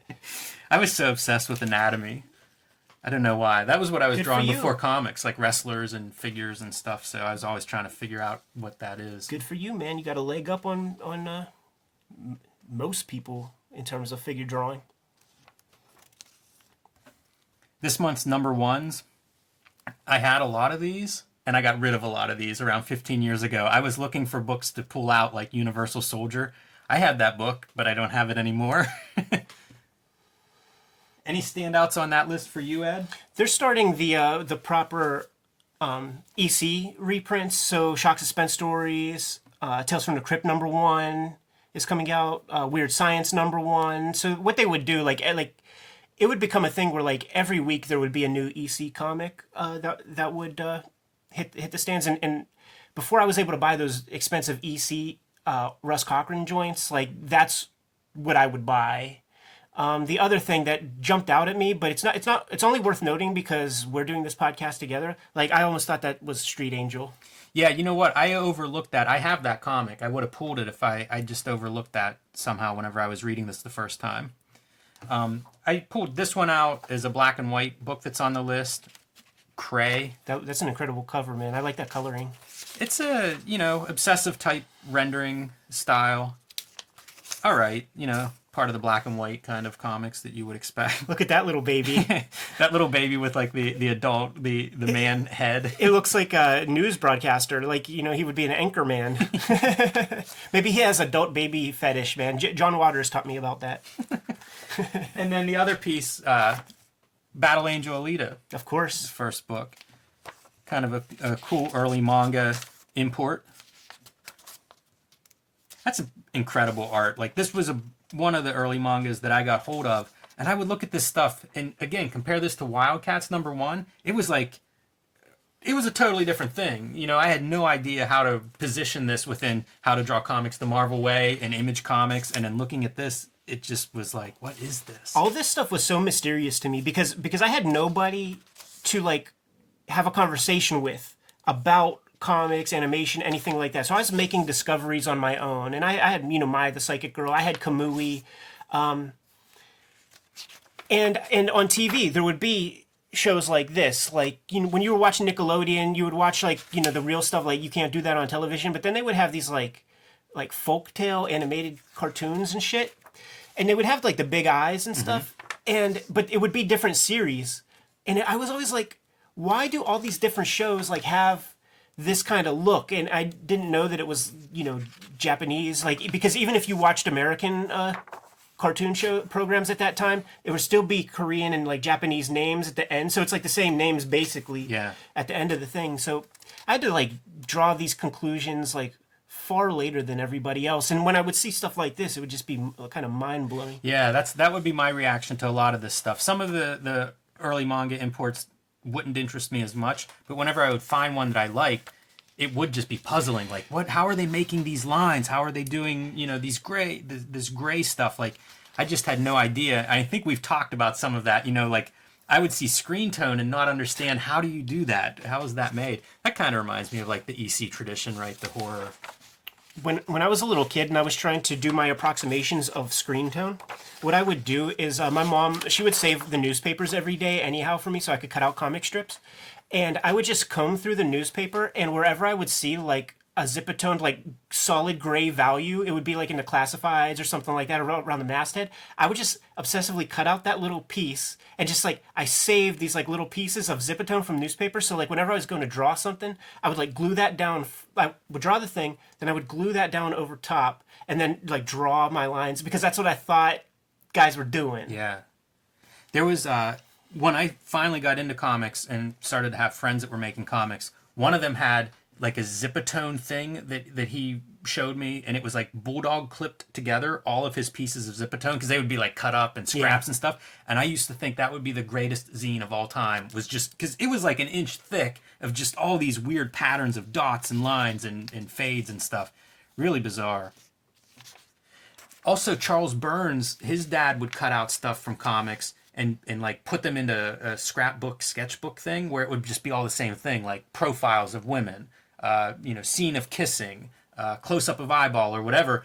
And I think some of those were reprinted in that Todd Hignite book in the artist's studio.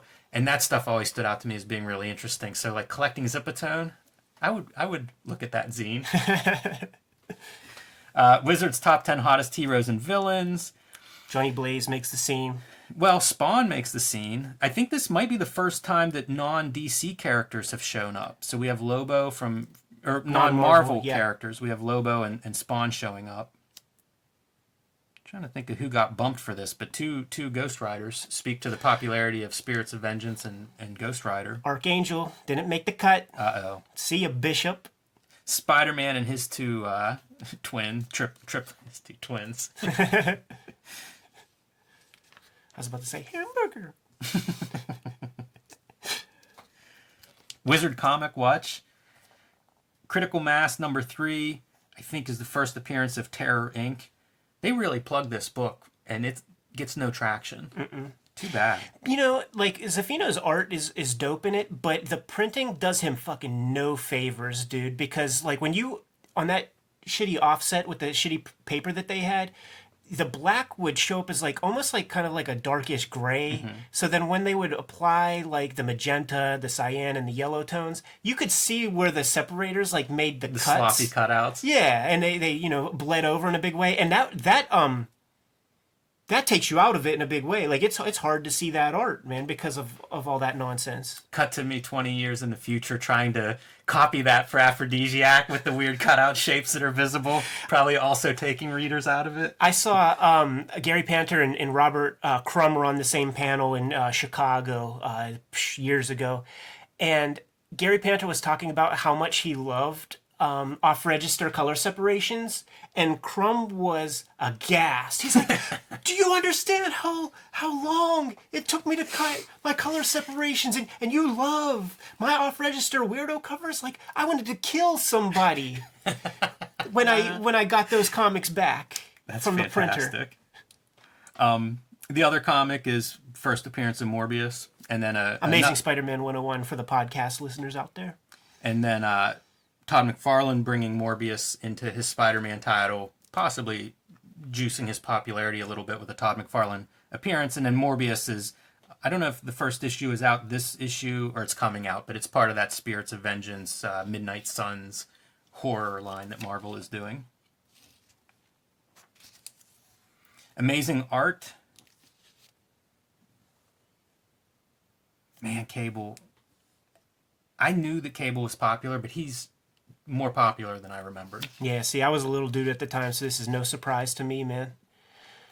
This guy, Richard Fournier, tomato, did a Wolverine Psylocke cover. Did a quick Google search on him. He's a professional animator now, worked on Ice Age 3, Ice Age 4, worked on some video games, Dungeons & Dragons Online, Lord of the Rings Online. So he's got a good career going for himself. These all look pretty good. There are, like, in deference to everybody, like,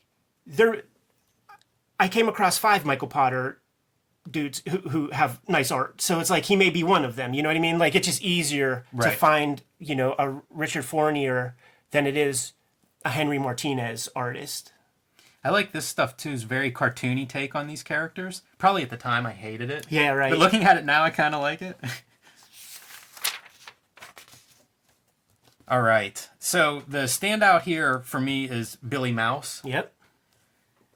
He already has a professional credit under his belt at this point. So this had been published a little bit earlier in the year, X Farce. So let's see how old he is. Age 22. Yeah, and I think this is dated 1991. I think this book was actually published in 92, so about the same, within a year of this wizard. Can I call something out on the cover? Strategically cut the feet off, man. Maybe he invented that trope.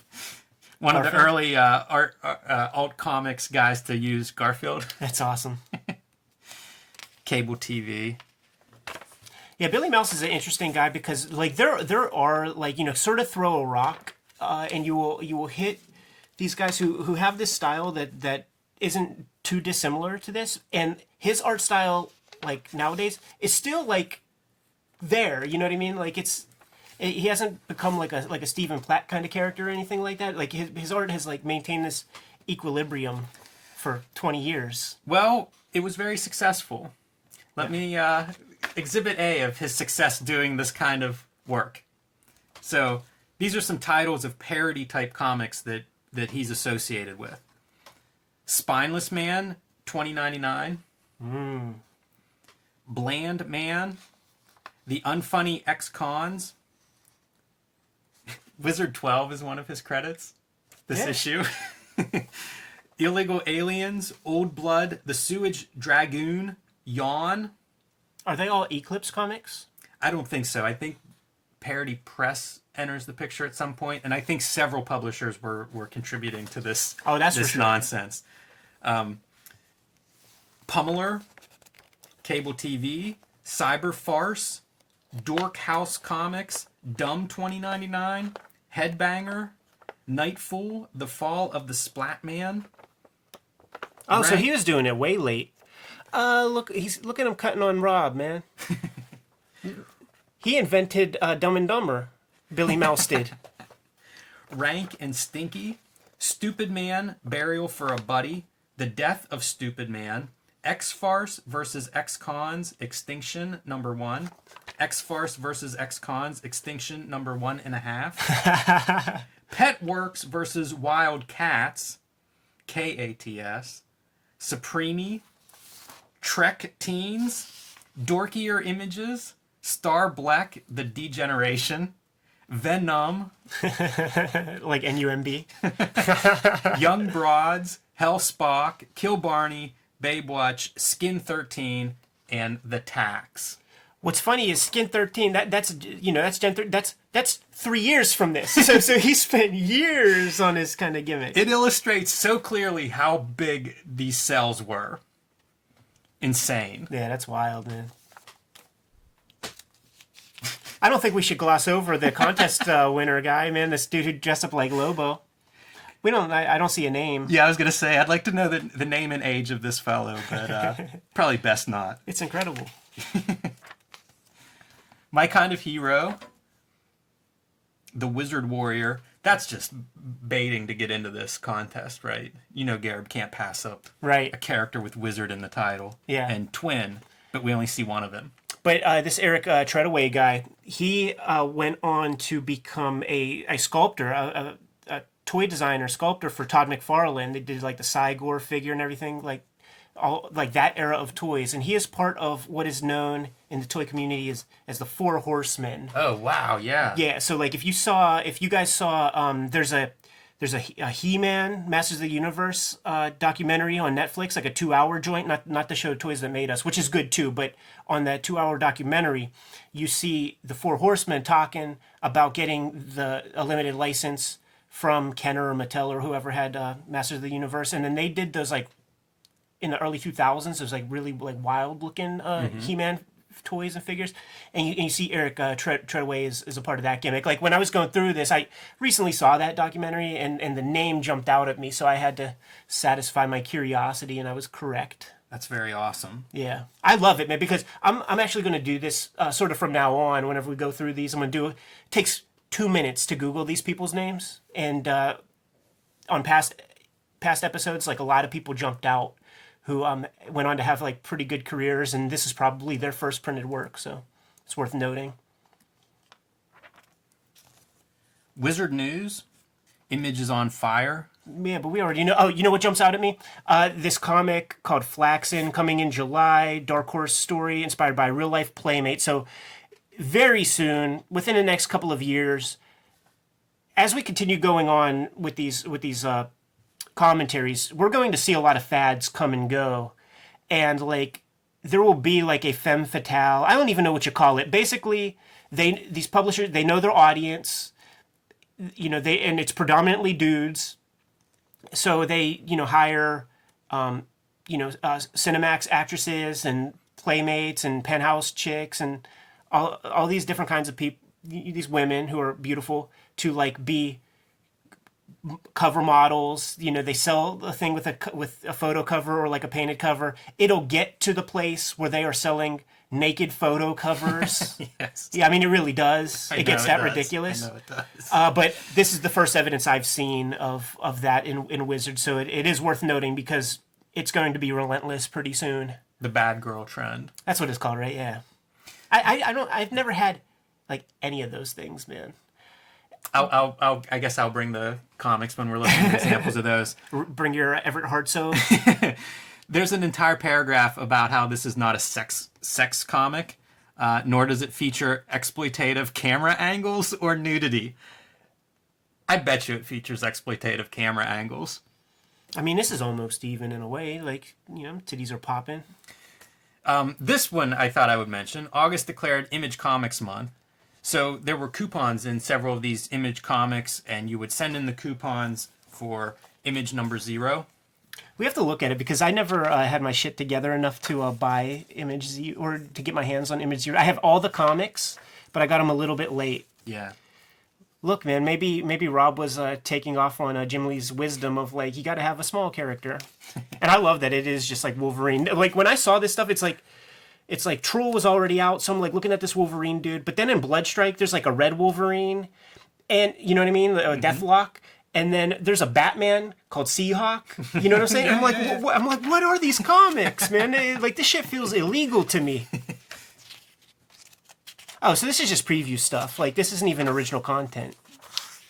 I don't know if there's some original content or not. Whoa, that's awesome. These are almost toy designs. What is in here is strange. I remember at the time that it was, the book was delayed and there was some back and forth sniping amongst the Image guys. Like, probably in Savage Dragon letter column, I'm guessing, where he would answer with like, I did, my part's been done or whatever. Because Erik Larsen is the one who does... Oh, go back. This character has a different name when he's a toy. I forget what it is, but I had this figure. That's a pretty cool drawing. I kind of like it. This guy I don't think looks as good. And his name is Sweat. Sweat. And it has 2 inkers. And he's pink. Art Thibault and Dan Panosian. You know what? You should have made me guess who the inkers would be on a drawing called Sweat. Erik Larsen, I think, was kind of bent out of shape at how long it took to get this issue out. Because I think, in his mind, it was coming out after the Savage Dragon miniseries, before the series started. And a pivotal thing happens in his story. So this is, kind of Savage Dragon's girlfriend. She's at his place, opens the door, and is killed by somebody who was there, to kill him. Murder-suicide, too. Yeah. And it really, like, when you read Savage Dragon 1, the ongoing series, it basically picks up in the aftermath of this. And Dragon is disturbed, like, he's in bad shape after this happens. That makes a lot of sense. Well, you didn't get to read this for a year or two, until it came out. I think Erik Larsen may have reprinted this story before this issue even came out. Makes sense. So, yeah, I think everybody was busy and didn't really have time to do their cool original story. I think I was probably a little disappointed when this finally came out. I might have outgrown my wizard phase by that point. Sure. And so it was like, whatever. Oh, there's that wizard cover, right? This is that wizard gatefold cover that we were talking about earlier? Yeah, all the creators doing their jam. Would have made sense for this to maybe be the where to use that cover, but... Anyway, I was excited for that as a kid. Disappointed by it whenever I finally got my hands on it. Collecting comics in the 90s. Talking about crossovers. The only thing that I have from this is he sort of... At one point, he basically condemns the buyers of comics today because they don't know what good comics are. Just like Patrick Daniel O'Neill. It's like, these guys are like the dudes at the comic shop who are like, what are you doing, kid? Buy something good. Yeah, most comic buyers are more interested in buying pretty crap than quality comics. Most comic buyers are more interested in buying pretty crap than quality comics. And you can't say there was autocorrect back then, man. If everyone who's belly aching about the state of comics wants it to change, they'd better change their buying habits. So this is still on point with the message that comics need a kick in the pants, but the kick in the pants that's happening, they're not happy about that one either. Yeah, they want you to read GI Combat, ghost tank stories or something like that. The new generation of comic readers don't seem to know any better. And that's just him talking about like dumbass kids. Yeah, get off my lawn. Yeah.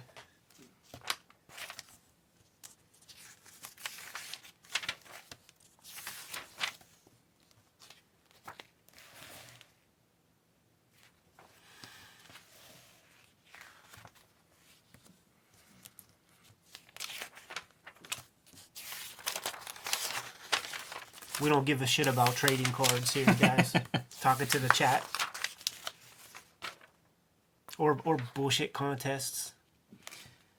This is one more reminder of the creators fighting for their creative rights. These cards being reproduced Todd McFarlane art, he's not signing off on that. He may be happy with it or he may not, but it's not up to him. Greg Bowles with the Wizard's Crystal Ball, basically touting the Ghost Rider spin-off Spirits of Vengeance and the other Midnight Suns books. For all the reasons he explained last issue. It's the same article, practically. Yeah, it's funny to see the breakdown of like why these books may be good investments. Yeah, because the same thing happened with Punisher War Journal. Buy it while it's hot. This is funny to me. From the Wizard's hat, hot picks of the month. Getting top billing, Jim. Team Titans, #1. That's TEAM, Titans, #1. In the Jim Valentino interview, he mentioned that when Rob hooked up with DC at one point and wanted to float an idea for a comic called Team Titans that didn't go anywhere back when he tried. So it was funny to see this rehashed on the Pics page, usurping WildCATs 1. Yeah, and whenever they show Morbius #1, they're showing Todd McFarlane art, even though that's not in the book anywhere or on the cover. Yeah, it's a real bait and switch. Even though the Morbius 1, I liked it. I think it looks cool. It's not Todd McFarlane. It's Ron Wagner as the artist of Morbius, and I always kind of liked his stuff. He's a Barry Windham. There you go. Is he a Joe Kubert I think so, alumni? Yeah, he is. Like, I would always kind of watch out for those guys, because I was aware of Kubert School and liked some of the guys I knew about.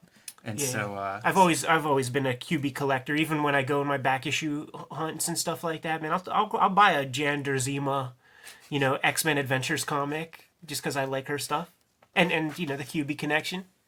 Brigade #1, starting to cash those image checks. That's for sure, man. That is for sure. Erik Larsen's still on Spider-Man at this point. Probably one of the last books he does at Image. Actually, I'm not sure if he was there for issue 26. This may be an inaccurate credit. Right. Yeah, that's the thing with these magazines. They would get this information months in advance. Yeah, I mean, that's totally generic artwork. Not Erik Larsen, not a cover. And that's probably a thing with it Morbius too. They needed some placeholder stuff. Talking about zines earlier, like a zine that I would like to do that's I sort of had in mind. It would just take some effort on my part and a lot of time. Is put a zine together of everybody's fake covers that they have to put as placeholders on Amazon. You know what I mean? Because very often those covers are kind of more charming than what the cartoonist decides on. Or what the publisher decides on. Yeah, I'm just thinking specifically of my world of comics, you know what I'm saying? And we all have placeholders that go up because in the book trade, man, you're selling books a year in advance sometimes.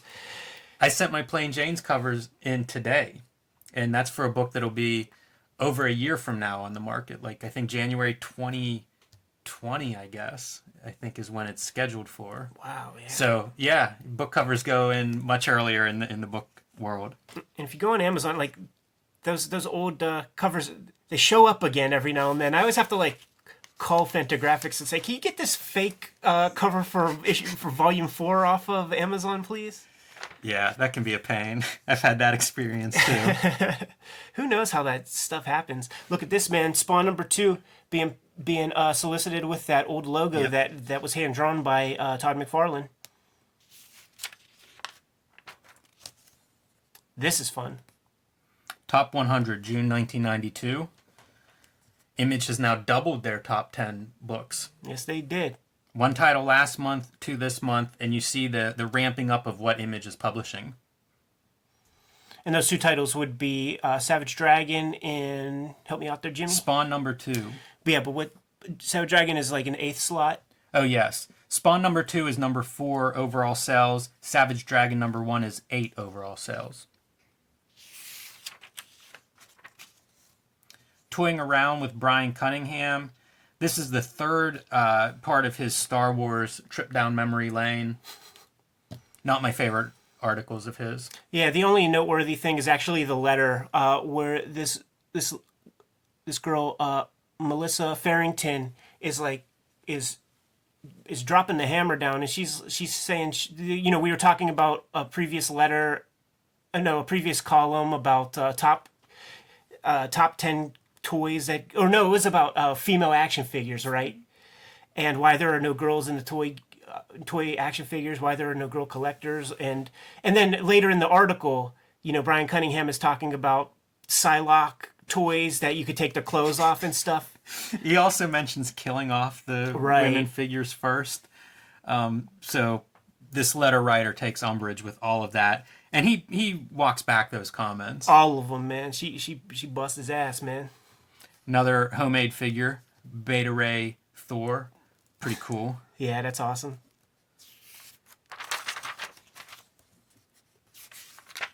Doesn't this look like a poser program? It does look like a poser program. Top 10 hot comics for July 1992. Did Greg Bowles come up with this list? This is the first big shakeup. Valiant taking over the top 2 spots with Harbinger number 1 and Magnus number 0. They also have a third book in the top 10, Unity 0, which was free. They're trying to offset some of that Image juice. Yeah, I do think this is maybe Valiant paying some advertising. A lot of Valiant ads in this issue. Some of the other books, New Mutants 87's been on here since the beginning. X-Men 201 also tied into Cable. One of the stupid hologram covers. I guess they really were somewhat popular. Yeah, for a Spider-Man comic. A couple of Mark Bagley appearances. New Warriors and Amazing Spider-Man. First appearance of Gambit. Yep. Market Watch. Valiant leads us off here. Talk about Dark Horse Comics with Next Men. Image Press. More Dark Horse with their movie tie-ins like Alien and Predator. So lots of other companies besides Marvel, DC taking up these top spots. Yeah, I don't have much. In the biggest movers category, Harbinger 1 goes from $12 to $32, and Magnus 0, various versions of that, go from $32 to $65. I was looking on eBay. Yes. And Harbinger number 1 goes for about $50, so it's still holding steady. And that Magnus comic goes for $20. Wow. Yeah, so they're still holding some value.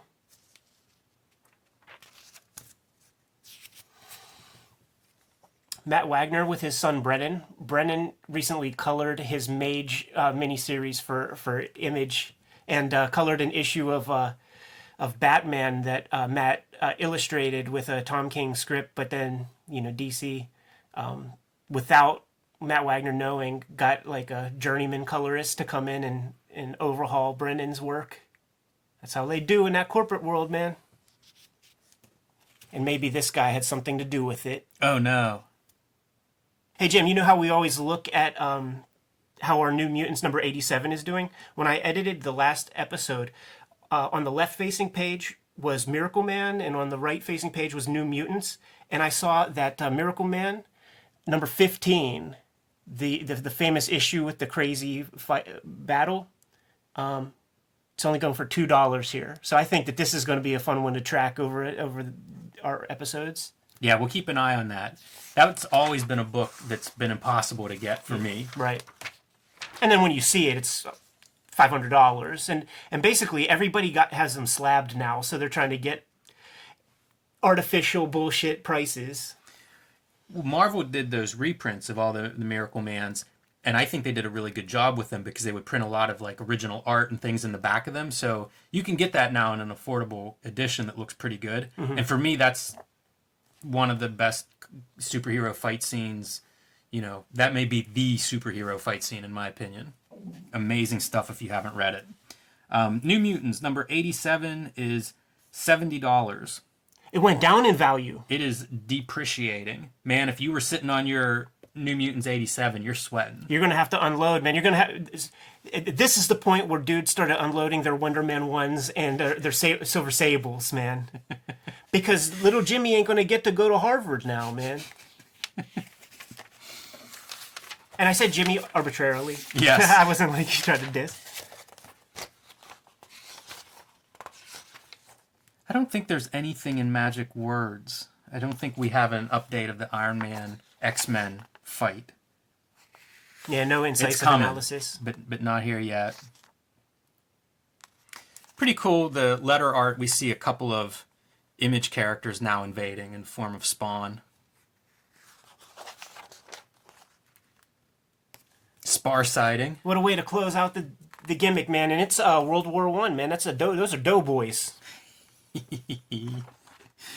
Wow, it's a time-traveling Captain America story. Yeah, they injected him with mustard gas. So this concludes the first year of Wizard. Man. Did you think we'd get this far? Oh, I knew it, man. I have a lot of self-confidence, Jim. People can follow Cartoonist Kayfabe in whatever social media they like. You know, we're on Twitter, Instagram, Facebook. You can follow us in the same places. At Jim Rugg Art. I'm at Ed Piskor. Next week. Finally. It's going to be like a 3-hour Palmer's Pics. It's like the Oasis. Right. In the middle of the Wizard Desert. I can't freaking wait, man, because we're going to be able to wax on a whole different landscape of comics. Look at this headline. Todd McFarlane tears Gary Groth's head off, or vice versa. And Todd doing straight up cartooning. Like, I see people online, like, asking, like, you know, what's the difference between a penciler and a cartoonist? And the simple answer is a cartoonist makes comics, a penciler pencils comics. Now, I'm sure Todd didn't color this thing, but he definitely lettered it. And this is beautiful lettering, man. Like, it's not far from, like, a Dave... with work... You know, a little bit more Ames Guide work. Like, this could be Dave Sim quality lettering, man. Yeah. Drawn a Gary Groth portrait, of course. With the Image logo stamped on his face. This is fantastic. I'm very excited to get into this. Todd McFarlane interview with Gary Groth. Chris Claremont interview. Alan Moore interview. Ah, geez. What else, man? Justin Green, sketchbook. Evan Dorkin, Alan Moore, David Mazzucchelli talking about the differences between mainstream and alternative comics. This is going to be a fun one. Yeah, man. Bring some tea, some hot water. Yes. Our voices are going to get blown out. So stay tuned for that. You know, subscribe, like the video. There's a podcast version of this if you'd rather listen to it than watch and listen. And thanks for being here through the first year. Jim and I have comics to draw. See you next week.